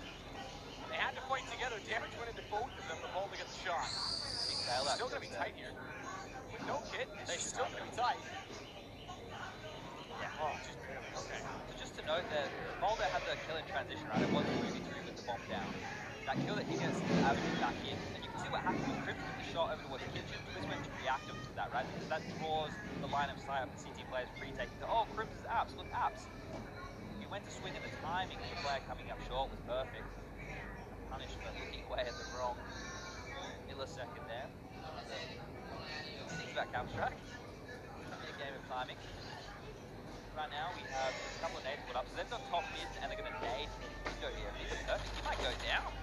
Oh, quick reaction from him, and Cadian with a very quick there. GW gets Cadian back. Switch over the pistol up close. And let's close. Incredible how the money's fallen so quickly. He wanted that AWP. They knew he was there. Nade's work. It's gone. Call it an overcommitment, I suppose, because he was desperate for it. They were still holding the angle. Nade's got to exist. Twisted Crims to fall next. That was a big win for them. That money out of their hands immediately. Now they get to start. Hopefully get some momentum. Remember, this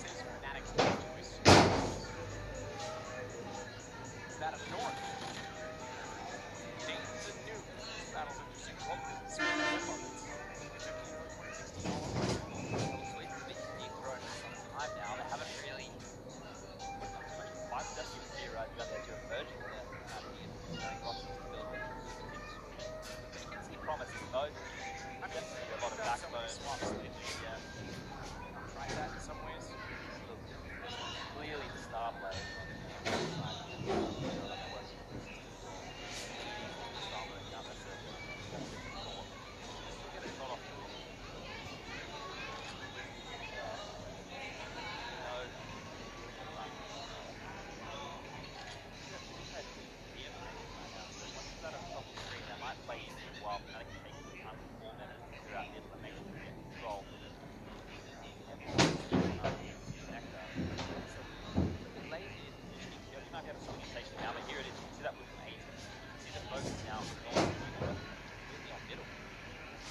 GW's gone back up to the corner, but Easy's already gone by. They had no idea. Even with the second chance to catch him, they didn't quite get there in He's time. dead now.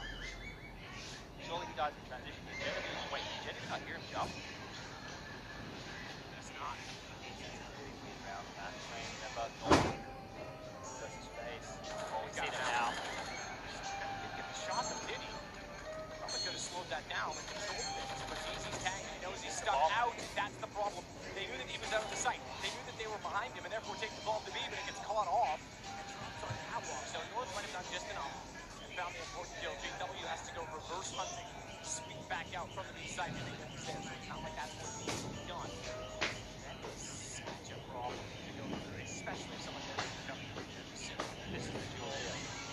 Somehow taking down Hayden. There's a real avenue in. Smoking the bomb gives him a chance to smash the connector. Drawn to his position. That's the lifesaver right there. JW get one from behind, but there's enough time. They can hide. 10 seconds, there is now. He's got a chance at it.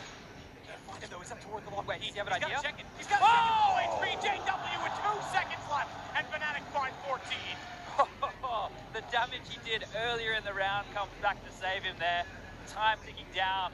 He just had to surge. He had to hope that AZ was close. He got lucky. JW's showing off not only fast hopping in the first half, T-side lurking. He's getting movement and room everywhere. It's a bit of a, he's had like a ratty play style, but it doesn't really matter. It's class to see when you come out behind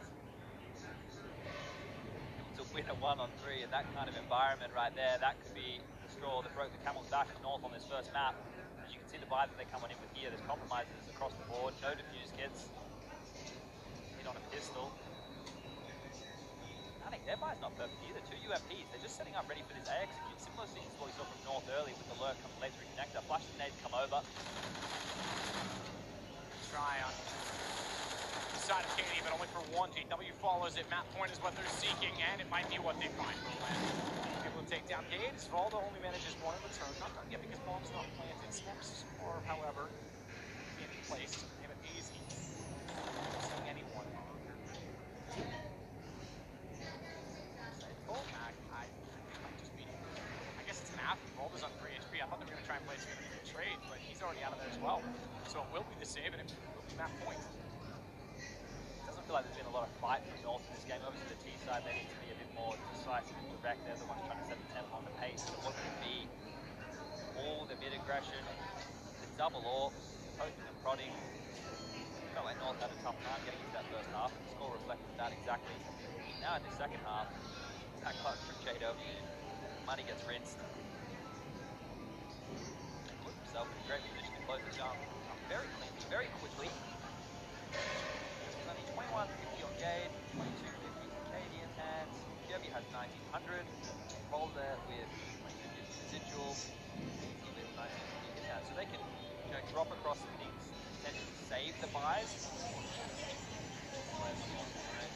That round, but then they're not going to have anything themselves, utility, compromise no matter the way you look at it.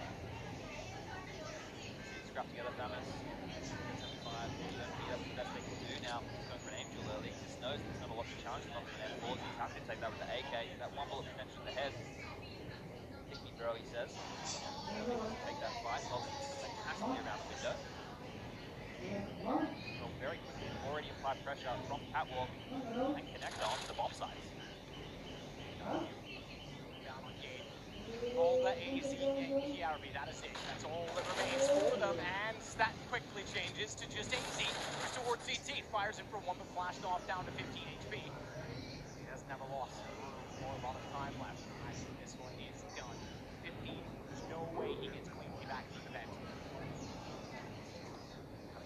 think at this point, so he's getting kills, he's going to get taken down in a second. Yep, stepped on there, Cribbs will finish him off, and that's a very clinical performance right there from Fnatic, looking great on their map choice. That's how you want to start things off, I think. You know, you've really made a statement right there, and the Swedes are looking good. They've had a big break between, I guess, the group stage and now. It doesn't look like they've lost any of that swagger. They got them 3-0 in the Swiss stage. Can't really fault them. No, you can't. I mean, that's a very solid game.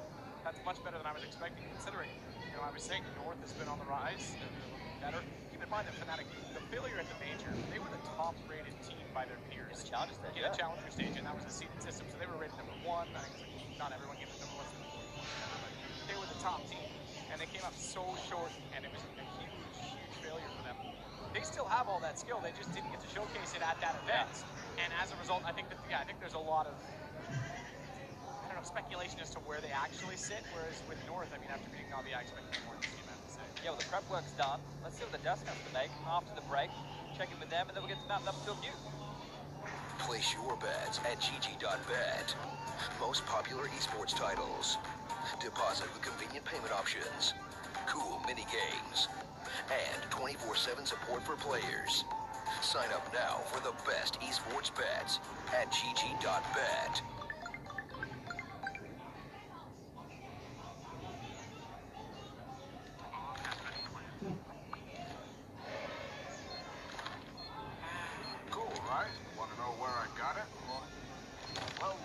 CS.money. It's a trade platform and a marketplace at the same time. Just choose, click, and get. Good luck, bro.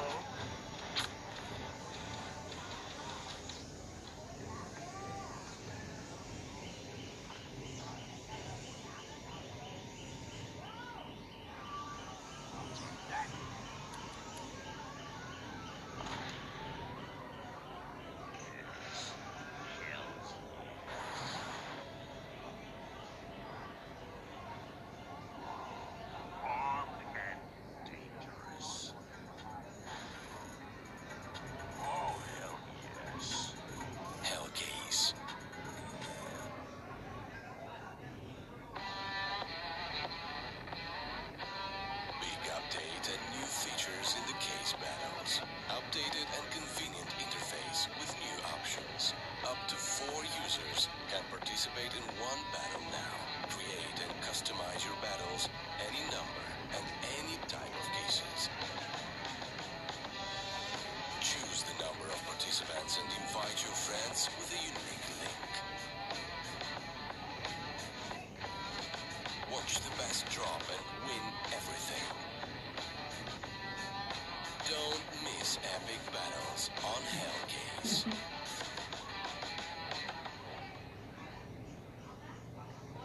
If you blinked, you could have missed it as Fnatic take down North in a more than convincing fashion, and it is exactly what the guys on the desk were talking about as Jacob and Duncan, you guys are ready to break this one down. And realistically, how much is there to break down? Because it went to the standard that we really expected. North completely broke down, at least, that's to say the least. I think they had no...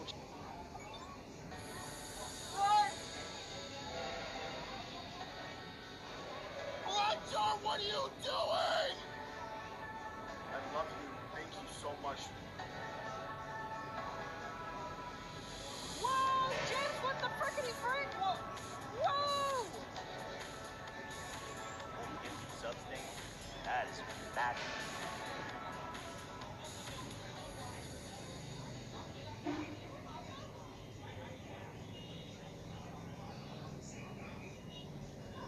Remember, the reason he came to this team, I'm not one of these people who bang on and believe in Astralis. Like, that was actually that was a touch and go move. It could have worked. But the point of him coming to this team was to send a message to the world: I'm going to be a superstar player. You build a team around me, give me the resources, give me great salary. And this is a player, if you look over the whole time he's been in North, I've seen almost nothing. I've seen an occasional map here, sometimes a series, very rarely ever a whole tournament. And this is a map right here where, if he turns up, this is a competitive first half, maybe it's like a 9-6 or something, then we have a chance in the second half. Because after the first half, I mean, it's basically game over at that point in time. This is one of Fnatic's favourite maps. They already win the map anyway. If you give them the whole CT half, what are you going to hope for after that? A That's the thing, right? It never really looked competitive. There was a glimmer of hope at the very beginning, North trying to get things done, but Fnatic never looked to be slowing down at any point. The thing I've got to look here for North is, are the pieces of the puzzle being used correctly, or is it down to just the performances of the individual players? This was classic throwback JW here. Gotta love that. What do you think, Tim? I agree. I don't think you heard the question, Yeah, right? I would say this. limbo. Luckily, the next map is one that they've picked, hoping that it's something of a punish. Sure. You saw from the stats, it's not really overall against them. So you'd hope there's comfort. As Tim said, I agree.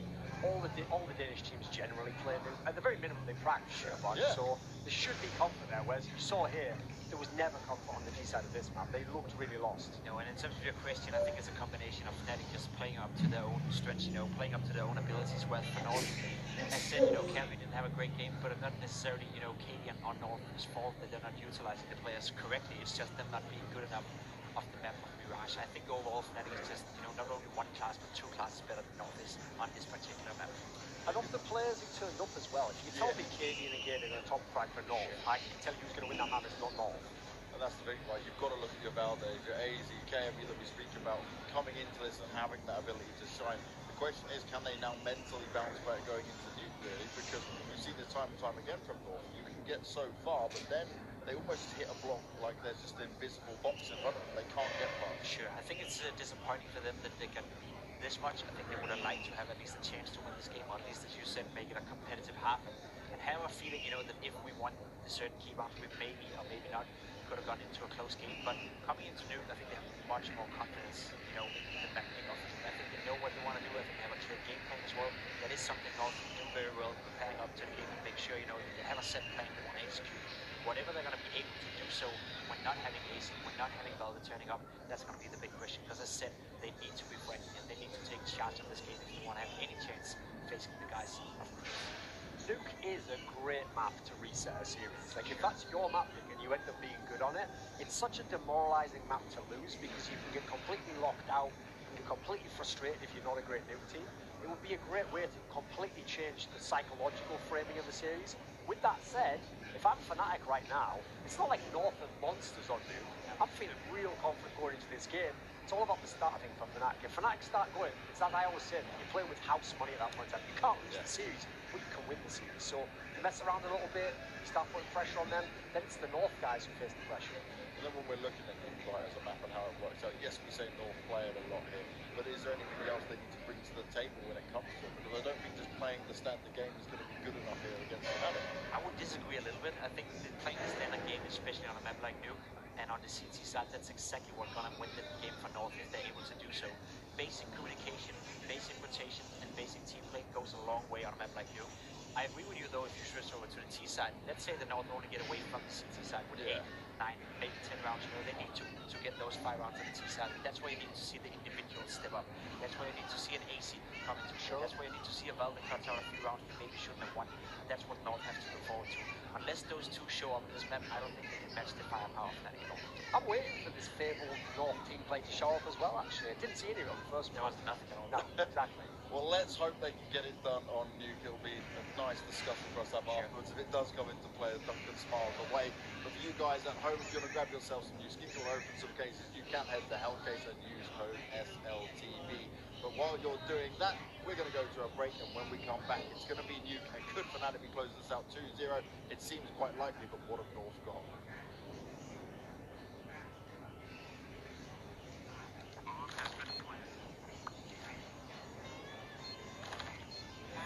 Cool, right? Want to know where I got it? Well, look, go to CS.money. It's a trade platform and a marketplace at the same time. Just choose, click, and get. Good luck, bro.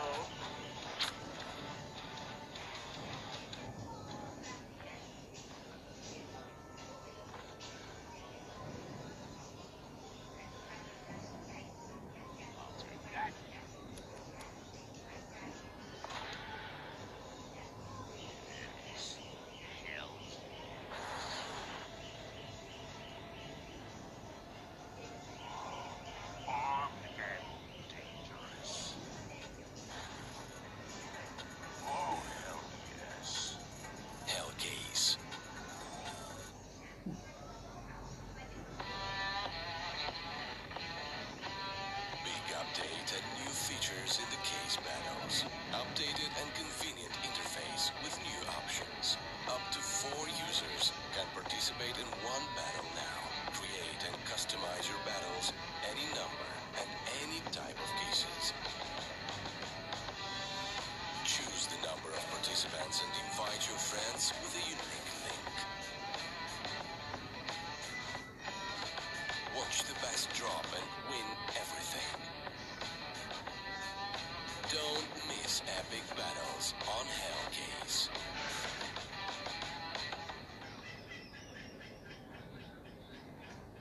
Place your bets at GG.bet. Most popular esports titles. Deposit with convenient payment options. Cool mini games. And 24/7 support for players. Sign up now for the best esports bets at GG.bet. I am joined by Nicola, the new coach of North, and we've got to chat a bit about you first, Nicola, because I didn't know too much about you, but I've just heard that you used to actually teach esports. Yeah. So tell me about that. What can you teach? So in Denmark, all the schools has pretty much taken aboard esports as a way of teaching. So not only does it motivate the students to actually attend school, but it also gives them something to dream about. And then you know that a lot of the young athletes in Denmark dreams about becoming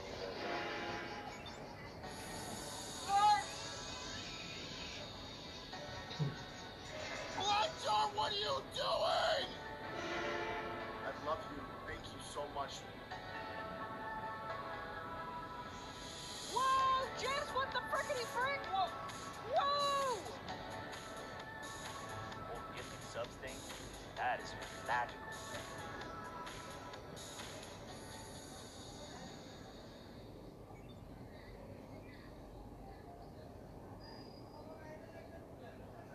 creating the curriculum that they have to go through and teaching. I mean, I think I've had around 200 students in the last 2 years and been coaching now, teaching full time for 2 years as well. So that's pretty much my story. And I did some coaching on the side, but my heart was always in coaching the elite. So when I got the offer from Jonas to join North, then there wasn't much of a doubt that I had to join them. What was the morale on the team when you joined North? Because they just narrowly missed out on a spot in the major, so they must have been devastated. Yeah, that was horrible. It was completely horrible. I mean, they were in tears when I joined them, and they just had a week off, and then we had to go to the GG.bet, and they haven't had any practice in between the last minor phase and going to the GG.bet over in London. So when I met the team, I think I would describe it like that I had 5 individuals, but I didn't have a team.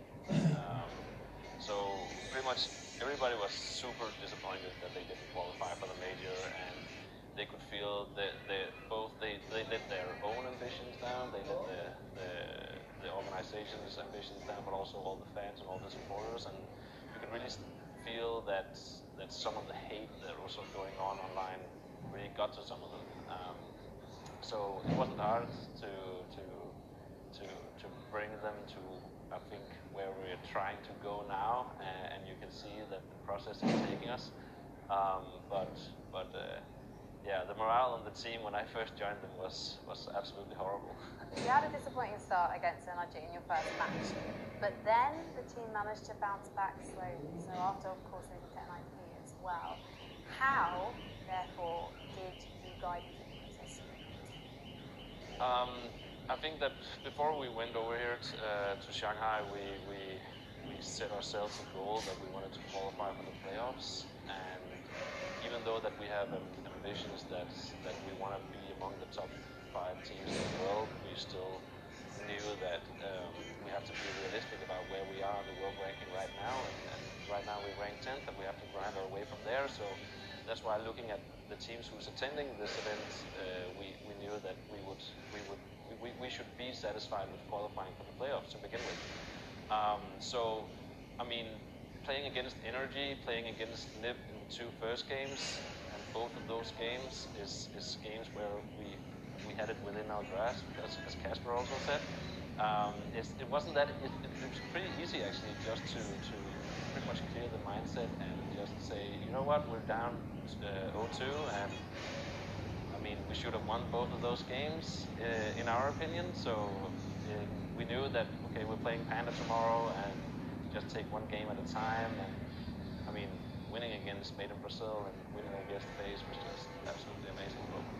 Well, congratulations on making the playoffs. And congratulations actually on being the team that was the loudest when you won. I was sat on the other side of the Inver TV studio and literally I heard this ginormous roar. And then I knew you'd won because I was watching on slight delay. So good luck when you play Fnatic in the quarterfinals. And thank you so much for talking to me.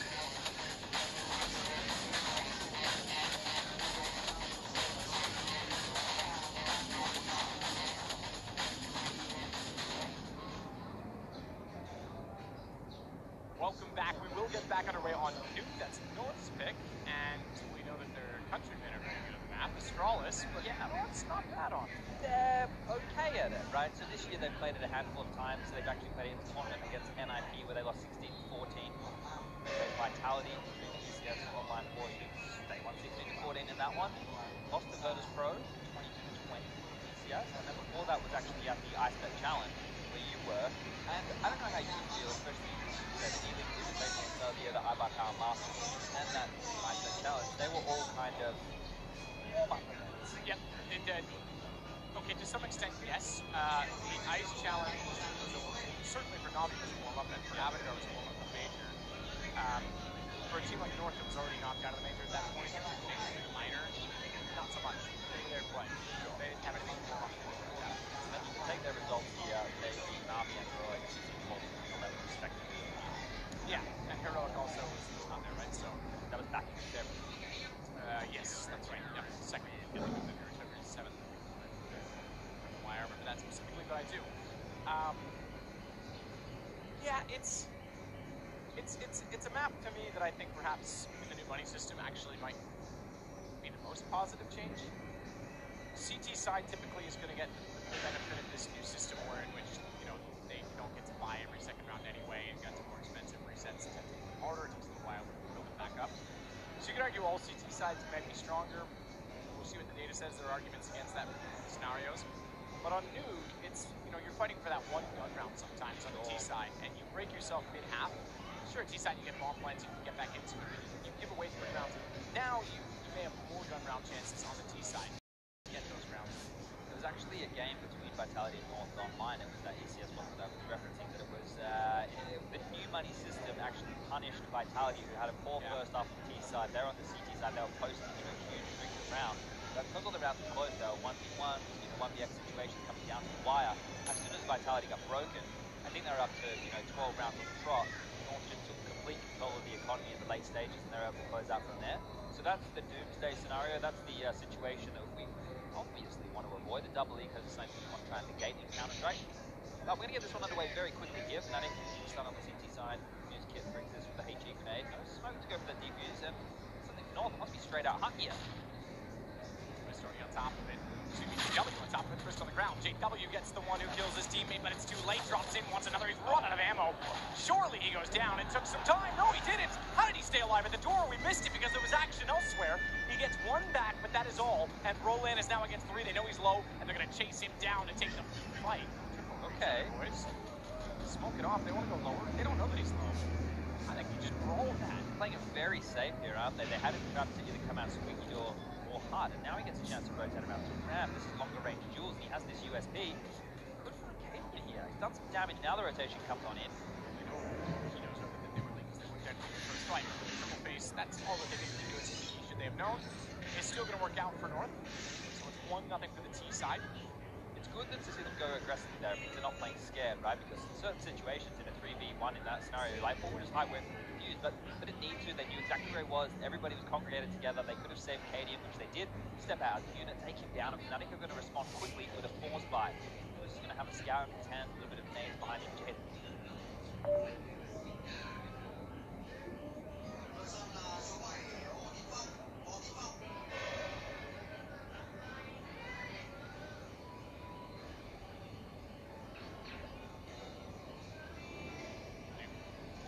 He's going to hang around up the stairs, just throw out some utility, delay anyone that wants to come back to Turnpike, Speedway. Meanwhile, takes down Crims, that holds off the stairs. Lower. Assist goes over toward Decon, and he'll work his way back into the CZ-75. He's going to try and time this with the bomb plans. He plays very low here, just no Cadian AC, both on 10 HP. Kirby goes for that bomb plant as a result. If decontamination is not cleared, if he drops him, that becomes a problem, because Bomb is also tagged down now to 41. So they're not out of the woods just yet. I think one of their saving graces here is the Twist does have the scout, right? It's a hit shot, sure, it does a lot of damage, 70 to the body. They overlooked it, yeah, it was just a matter of time. They went probing for kills, but maybe they could have waited for that plan. Maybe they didn't know how low Cadian and Ace were. Ace, by the way, for Cadian. Easy. Gets an ace and 10 HP for the last 2, so not too bad. Back 10 ace, 6-0. He's $7,400 of 6-0. And that force by now. That also means, hang on, we've had 2 types of aces in the first 2 rounds, because that means it was a team ace in the first one. It means 6-0 and everyone else has 1 kill.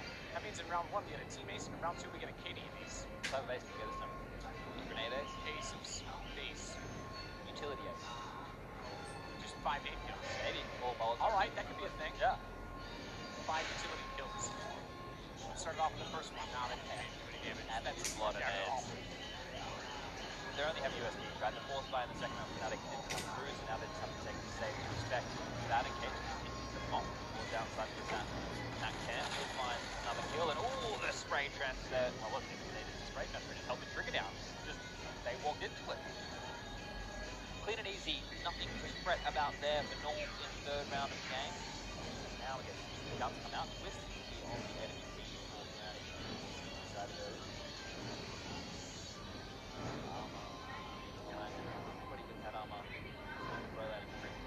Side. So if we do get to a post-plan scenario, time will become a big issue, a big factor. Look at how fast they play.